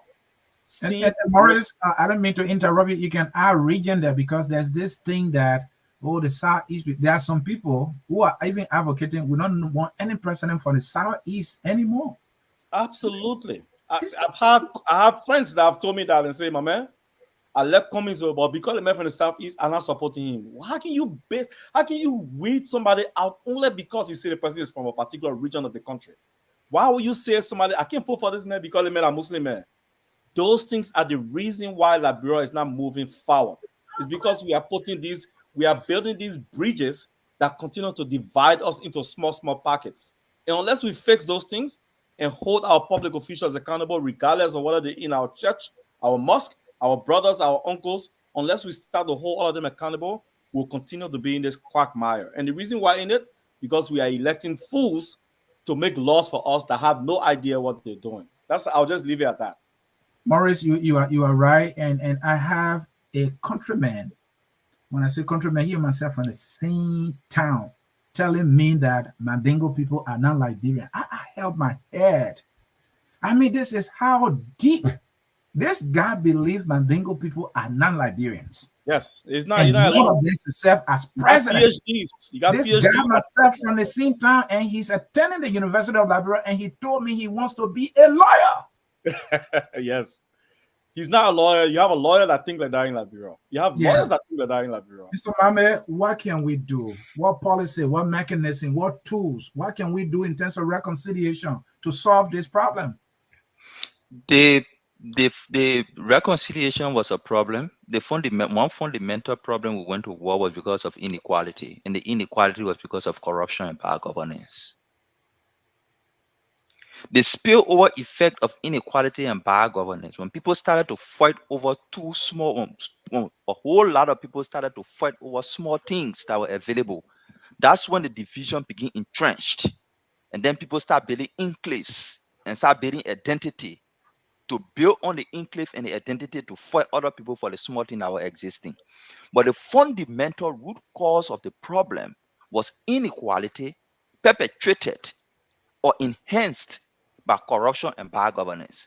When the conflict ensued and what was left for people to eat on, what was left for people to survive on was so tiny, that's when the division became entrenched and people divided and built enclaves around tribes and built enclaves around religion and built enclaves around courts to be able to fight for the little that was available. So we'll come back to the issue about corruption and bad governance and say that all of us here saying the same thing, that the thing is entrenched. How can you see a problem of gigantic proportion and you give it to somebody who has no track record, who himself has in fact has a track record of corruption? Why would you want to do that to your country? We all saying it's from the society. Mr. Gaiman said it's from the 1970s. From the day Liberia was established, corruption is all over. So we agree that this thing is so huge and preventing the progress of our country. And we want to solve it with somebody who himself is corrupt. What sense does it make to you that this problem, look, religious leaders in the communities will see you don't have money today, enter government today, 3 months after you build a big compound, they will come there and pray for you and say the place get that money from there, more come from there. They know you stole the money. They'll make you father of the year. They know you stole the money. They will say the place that money come from there, more come from there. And they know you stole the money. So the thing is huge. Why should we trust it with people that we know themselves are corrupt? Why don't we trust it with people who we know are not corrupt? I mean, are you saying the solution is give it to trusted people? Is that the solution? Any problem you have in your life, you always find the best solution to those problems. When you are going to fight a war, or in your community, you're going to fight, you look for your strongest man and bring it from you to go fight. You don't take the laziest man. So we know corruption is so huge. Let's give the responsibility to someone who has the capability to fight it. I want to say something to Mr. Gaiman. You know, always time say, oh, you work for government, you work for... I don't like to say this, but let me say it. No, we all here can call ourselves saint. I'm not a saint. I have principles, people who know me, people who I work for, people who I work with. I have principles that I live by, but I'm not a saint. When I worked in the Ellen government, the National Oil Company of Liberia wanted to enact the National Petroleum Law of Liberia, to use that law and open bid round for additional blocks for exploration purposes. Because all the international partners say you cannot open a bid round on your existing law because your existing law is flawed. You must reform the law. When we reformed that law and took it to the legislature asked for a bribe of $2 million before they can pass the law. Wow. I'm coming to the point before I do the work for which I was elected by my people. Yes. I'm coming to the point where I say, oh, I'm not without blemish. That's where I'm coming to. The legislature asked for $2 million to pass the law. They went back and forth with Dr. McLean, who was then the presidency. He said he would not do it because there is an indictment already of Clemenceau Ure and other people who bribed the legislature in 2011 to rectify the Chevron deal. The GSC, John Malu, investigated and put out all the checks. All the CDC lawmakers received the money to pass. So McLean said, Mahena Issa. But the critical thing was, but we need to pass the law. Alex Taylor and the other people said, if you don't bring the money, we'll not pass the law. So the compromise was, they will give the money in the name of conducting a nationwide consultation. You can remember. So they said they would get smart corruption. Yes, they will give the money in the name of conducting a nationwide consultation, so it can appear like a bribe. So Noka agreed. They said, okay, y'all go present your budget for your consultation, and at the end of the day, you must present a report. That's where I got involved. I work for Noka. At the end of the consultation, go check the archive of the legislature or even the executive in the president's office. I authored the consultation report that led to the enactment of the Petroleum Law of Liberia. When the legislature requested the money from Noka, they hired different people are consulting and passing the money to them. The other guy dies on the BG and Ida Lauren clash. You know the story. When they requested, Noka told them, before we give you the money, there has to be evidence of the work done. And the work done, you say you are conducting consultation, you got to present consultation report. They could not present consultation report because they did not conduct consultation. They were just passing in the counties. When it begins sticky, a few of them call me and say, my man, can't help or let's put our own report together so we can get our money from those people. The country needed the law. But right, I'm an employee of NOCA. I should not be working for the national legislature or people within the national legislature. But I sat with them and we wrote their consultation report and presented it, and on that consultation report, they paid them their money. So people can pin themselves as saints that they've never get involved in anything. I'm not a saint, but I have principles that I live by and I stand by. Those values are what I see in Gongolo, for which I'm saying he is the best person to be president. Thank you. So that, no, let me 1 minute, please. So that we all who are tempted can be warned that if you do it, you will go to jail. Mr. Gayman, when I worked, I did not work in a position that required me to declare my asset. I worked as an officer. The least position, the least professional position was an officer in the position I held.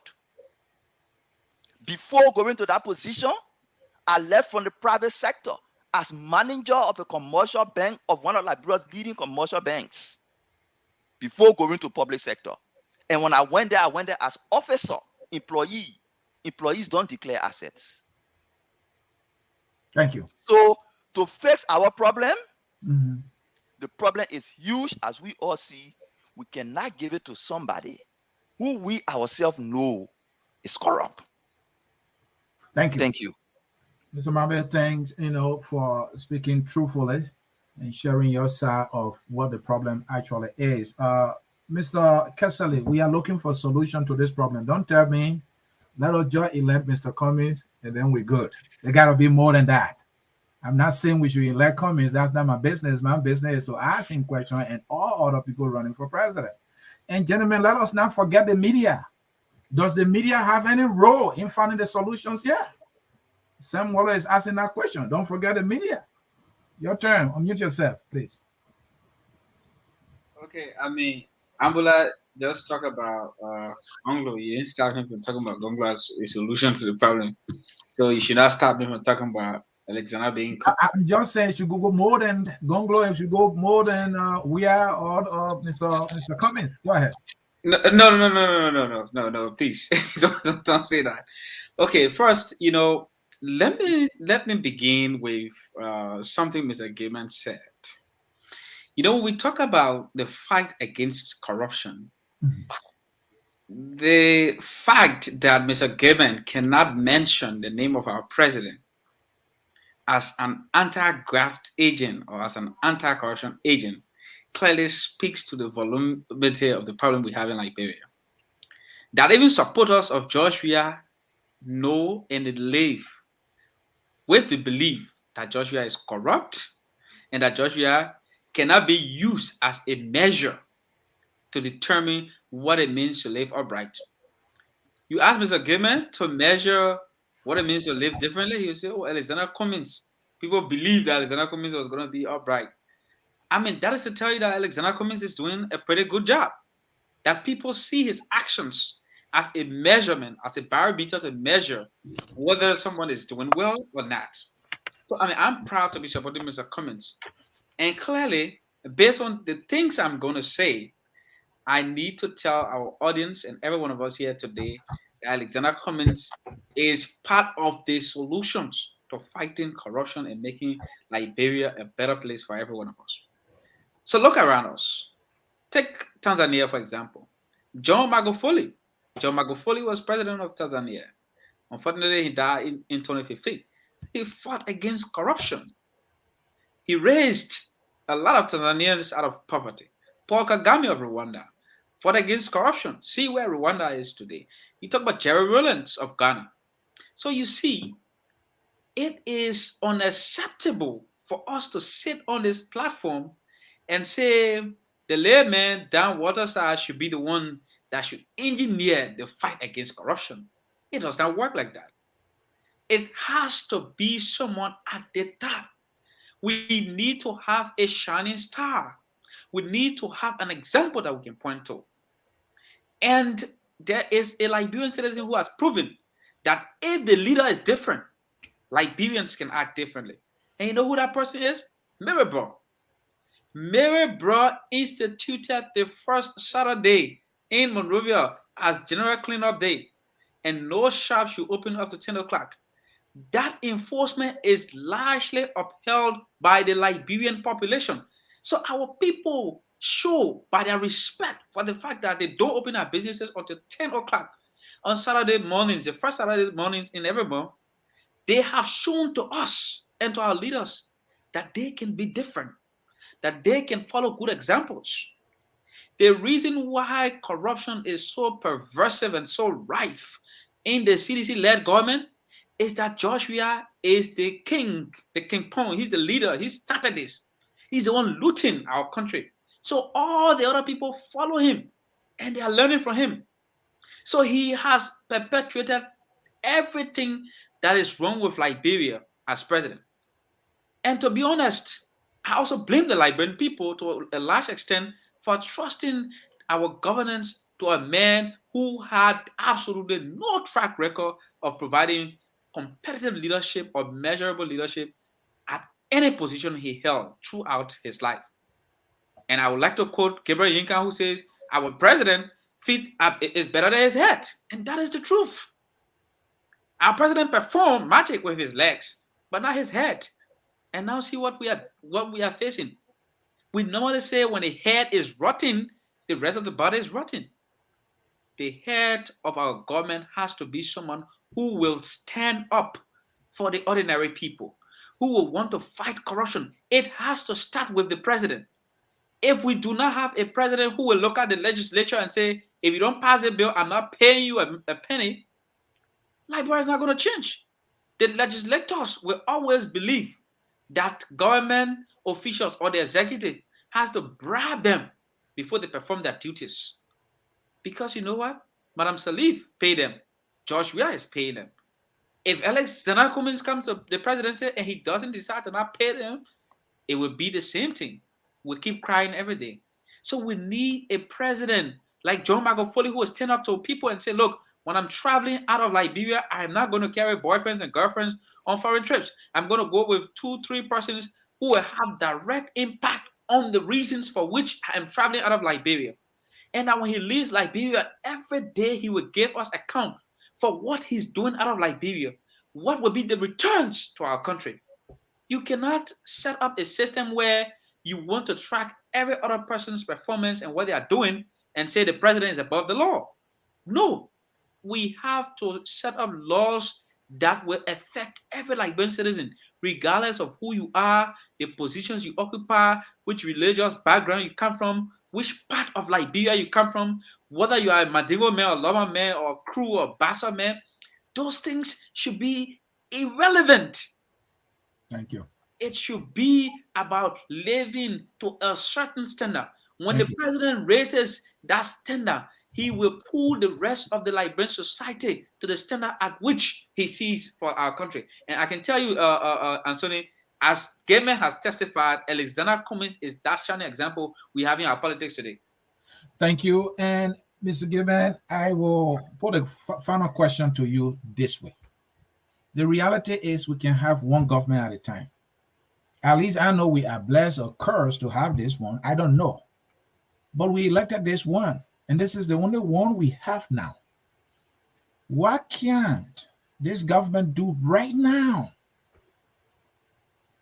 to get us a start in fighting corruption and enforcing the rule of law? What can the president do right now? What can the legislature do right now? Because you are a supporter of the president and he's the head of government, according to our system of government, what can he do right now The last time I checked, I think there was this, international event they went to. I think it was COP26 or so. The president told 100 people. COP26. Right. COP26. 100 people went to COP26. He just had to travel for 48 days. We don't know how much was spent. We don't know. The last time they went to China, they took over 50 people. It was alleged that someone had to change a ticket for $25,000. They came back with empty hands. Mineral swap, the $1 billion mineral swap, is dead. What can he do right now? Thank you. And I would like to go back to history here. Oh, history. And you asked what we could do now. Mm-hmm. And let me, first of all, Mr. Kessler, thank you very much for your soliloquy. But Cummings stands no chance here. Cummings couldn't manage $70,000. This is a guy who wants to manage $1 billion. Cummings lied that he built a school. We found out it was Coca-Cola that foundation. Brand Coca-Cola? Coca-Cola that built the school, and he said his family now runs it. Cummings paid. You talk about corruption. Paid to play. Answer my question, but listen, I'm coming to that. I know I'm coming to that.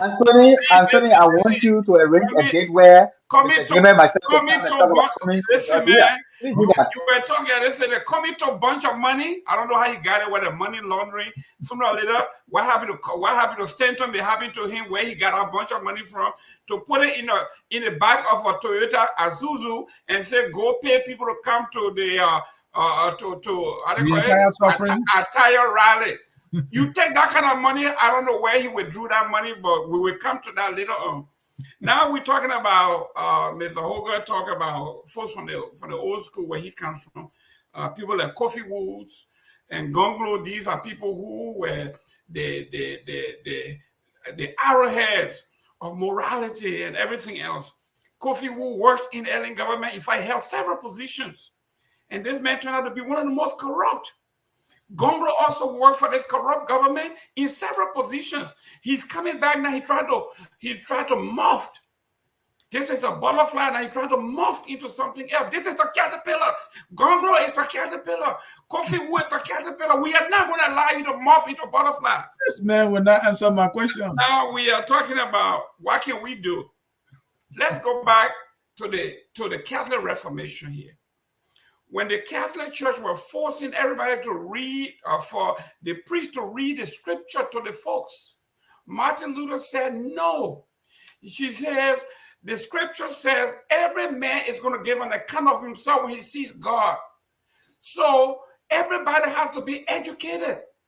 Public education, it should be mandatory that every child in the Republic of Liberia, which you start, is mandatory that you have to be educated. You're coming to free education now. Free education through civics. Your history is a little twisted, though. We need to correct that history small. Listen to this. Listen to this. That reformation you just talk about, correct it or you pass it. Listen, my man. When you were talking, I didn't talk. All right, sorry. If you're providing accurate information, we got to correct you. Listen, when we were being educated during our early days, they taught civic from elementary school. They taught you the responsibility. What can the president do now? I'm laying the foundation. Why you guys just doing around? Because you hate the progressive president so bad that you want to do anything. No, so this is what I'm man. You can have PhD in civics. If you will stay still. Listen. You see, you guys, you hate this president so bad that you can't stand. But this is what I'm proposing to do. Because you are critical of him, that means we hate him. This is what I'm proposing. That parochial view of yours. This is what I'm proposing to do. Corruption. Mandatory public education with civic. Look, those of you who are having young children, if you go to elementary school now, sing the national anthem, Mr. Gamer. You sing the national anthem. I am challenging you to sing the national anthem. Since you understand civics, sing the national anthem. Mr. Ask him to sing the national anthem. Mr. Gamer, gentlemen, let him learn. We have to go here. Small thing like they had to you.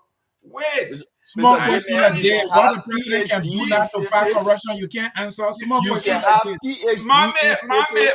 Mame, You will stay still. Mame, you represented Gonglo here. I didn't say anything. I'm going to tell you that Gonglo were part of the corporate. Then now you coming out of your shell. But this is what I'm telling you.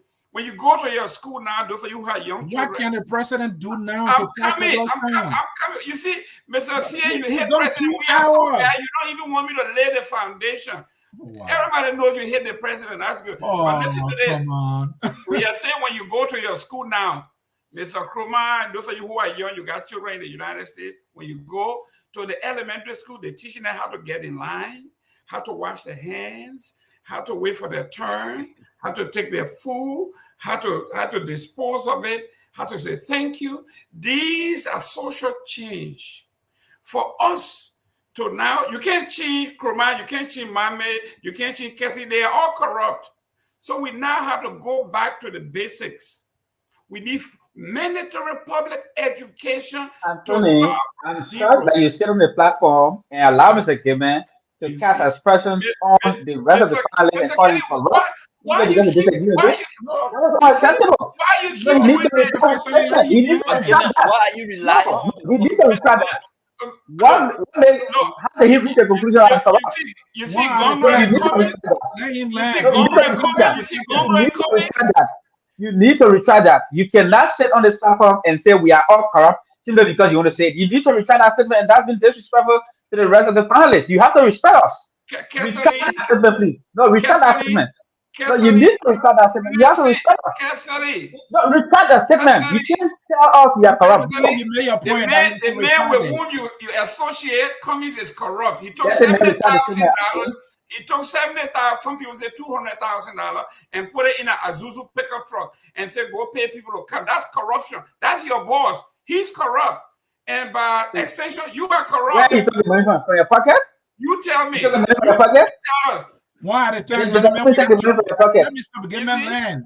You see, he's asking me that. Let's not get response. If Mr. Cummings take the money from your pocket, you need to bring Mr. Mr. Gamer to order. You can't charge expression. Everybody say Mr. Kruma, they're lying to be talking. Mr. Kruma, in Massachusetts, you have one famous lawmaker by the name of Tip O'Neill. Somebody from CBA asked Tip O'Neill, said, Tip O'Neill, your approval rating in Massachusetts is 89%. Mr. Gamer, they said the Congress approval rating is 8%. Giving us the lecture. What's the difference? What can the president do right now? He said everybody likes their own crooks. So you like your own crook too? Mr. Gamer, you're not answering my question. My man likes his own crook. Cassidy likes his own crook. I don't like crooked people. That's why I support President Weir. And I'm telling you. All right, Mr. Goodman, I have to stop you there, sir. You went on for almost 5 minutes without answering my question. Mr. Hugger, we have to go. Your time is fast spent. You're listening to our friend, Mr. Goodman. Yeah, I can't answer simple question. The question I'm asking is in the interest of Liberia. We have one president at a time. What can the president do now? We all agree yet corruption is eating the fabric of our country. He is our nation's leader. What step can he take right now? He's supposed president where he can't even speak to his president what his president should do now. I find this mind-boggling. He said he left Liberia at the age of 19. Whatever I went to the man's house.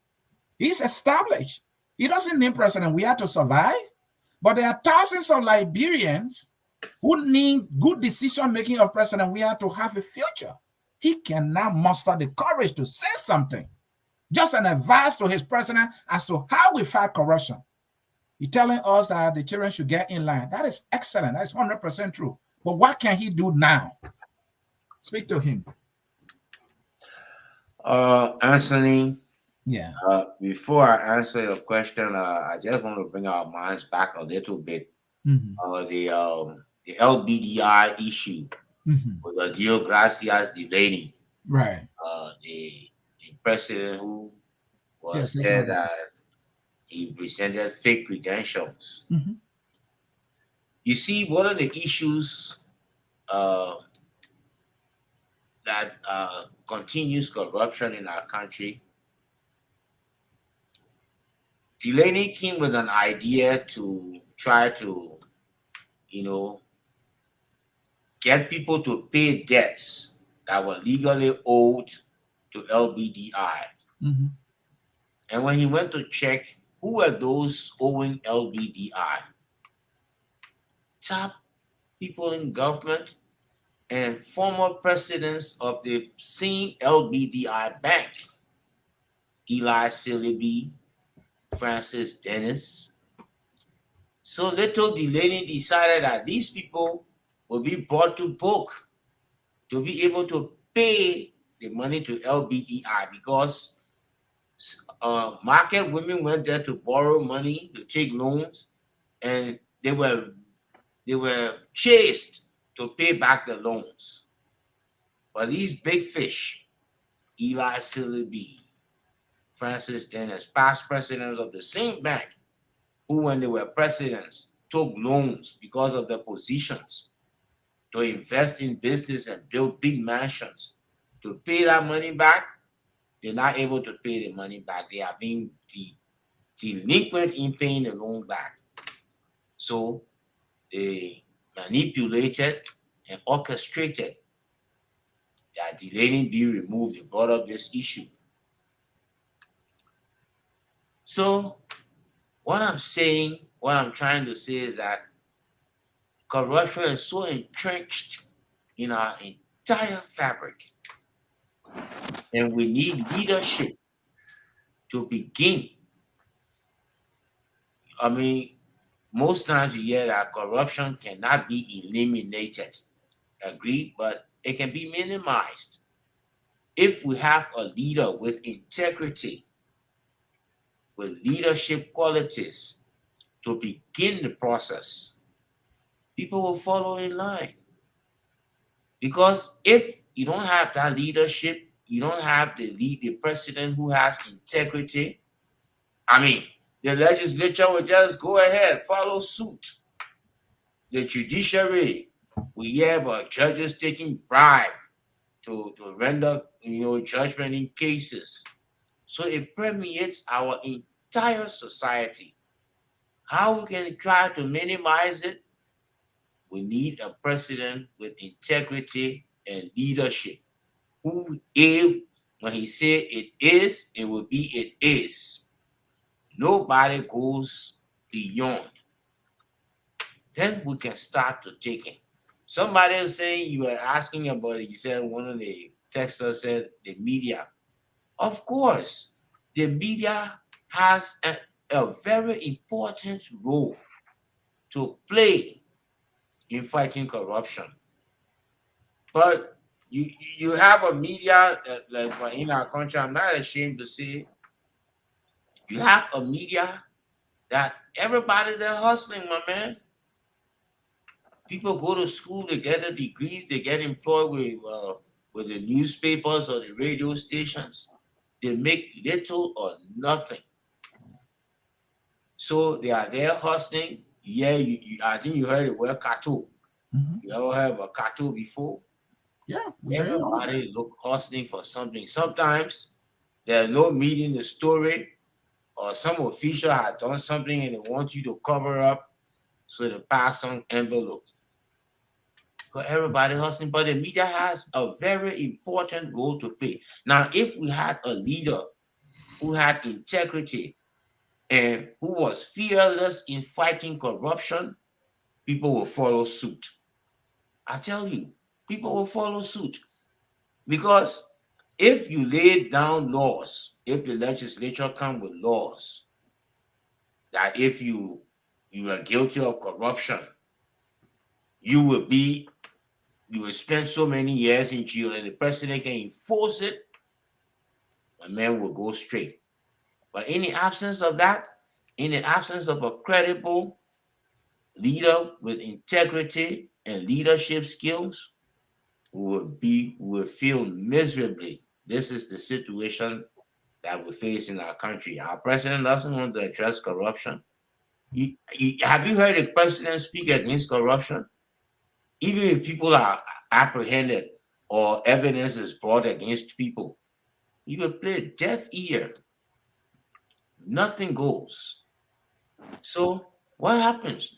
Nobody, anybody who wants to fight corruption, look at the LACC Councilor Martins. I think the Supreme Court turned down his case. But anybody who wants to fight corruption, if you're not getting that support from the top, you will fail. So it becomes a merry-go-round for everybody. So Mr. Gilman will not want to address that issue because he knows what goes around there.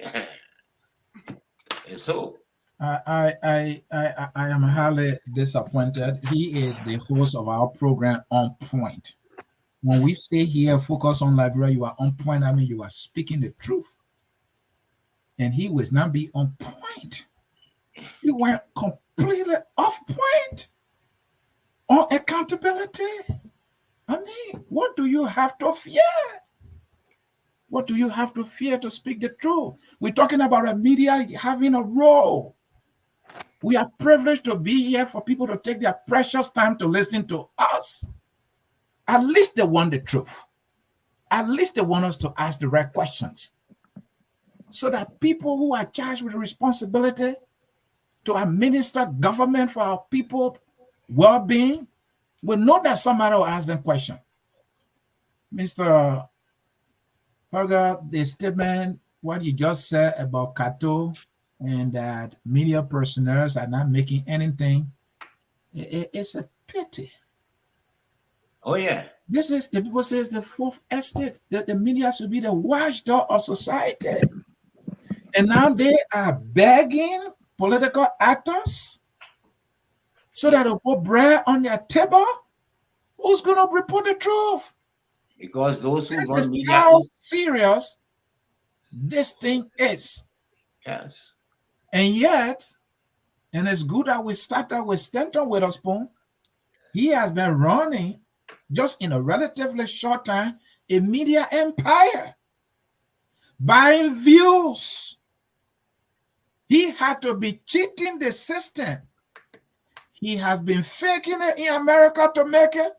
He went in Liberia. He's Allegedly. Allegedly. He has been faking it. This man been buying views. And Liberians are running there. I think we are closing the show. You see, somebody texted me that I shouldn't forget that our Catholic brother and my former co-worker, Ledger Hood Rennie, is Minister of Information in this present government. And so, what have I got to do with that? So, I think maybe we shouldn't speak about corruption. Ledger will reign in. He who knows that Focus on Liberia is a serious and credible media institute. I can even boast that we are the most credible. Every politician respect us, even though they would rather us give them softball questions. Some of them even want the questions. Our thing is it's a service to the country. The men will not come here. We have reached out to Samuel 12. No wonder why they all go to Spoon. Because they walk there like they go in the park. They don't get asked serious questions. Ledger who has not been on Spoon. Ledger who has not been on Spoon? No. Or he may not have gone there, but his government, that's where his government sits all the time. But that is besides the point. I think we had a great discussion here today. We have seen that we have a serious problem. What I want to agree that all of you said is that it must start with a leader. And given that we have what we call an imperial presidency, it must start with a president who is serious and who will not bribe the legislature to do their work, who will say, I am not doing it. And if the legislature demanding bribe, he should go and tell those that voted for them that the legislature is asking me for them, I'm not giving it. And maybe we'll get somewhere. Whether that person will be Cummings, in no way can I know. Whether it will be Gunglo, in no way can I know. But I know one thing, it can't be George Weah. The guy who came to power and, amassing wealth at 4G speed, refused to declare his actor. He was chased. And he said, go to the court. Freedom of Information Act if you want to see it. Even though he claims he has nothing to hide. What kind of man who said he was a millionaire and then people in Qatar had to be paying his school fees and others have to be buying him cars? He can fight corruption. A man from Gibraltar, my own brother from Stanton. We are not thieves. We are the descendant of the legendary Dwight Nimler, a warrior that fought the government of Liberia for 7 years, 7 months, 7 weeks, and 7 days, and defeated them. And this man can fight corruption tooth and nail, even though he claims he will. We have to go, gentlemen. I appreciate your perspective. All of you were on point. Mr. Gibbon had been on point a little bit, but the last question, he was off point. And I'm disappointed. But I love you, brother. The truth must be said always. The best president Liberia ever had since 18. I've heard that many times, and yet he can't fight anything. On that note, the song that says we are all Liberians is taking us home. Mamba, thank you. Mr. Perfect Manager Maurice Kruman, thank you. I know you are busy with school, but you always find time. We appreciate you. We have the veteran here, Mr. Oliver Hogarth, with that golden voice, trying to contribute to his nation, even though he doesn't get paid. And we have Mr. Mamba here, who is, very close to a powerful presidential candidate. I hope when you guys come to power, will not behave like we are. If you people will be chosen now, because we will ask you questions. And Amula Mambe, who is always on point. He's always on point. And so then you need to cancel Game Show. No, we're not going to cancel the show. We're holding you accountable. We need everybody. We need everybody. We can't cancel the show. It's a hard worker. No, these are the people who want to come to power. Commitment and time. It requires commitment and time. We are using our family time to do this for the nation we all love. And Mr. Giveman is putting in that time. The rest of the thing, we'll talk about it, but we're not letting him go. Unfortunately, Mr. Giveman is just disconnected from the state. That's all. But it's okay. It's okay to have your. I can't thank you enough. We have to go. Thank you. The song we are all Liberians taking you home. Fellows, thank you. And bye-bye. All right. Take care. We are Liberians. Liberia is our home. Liberian people.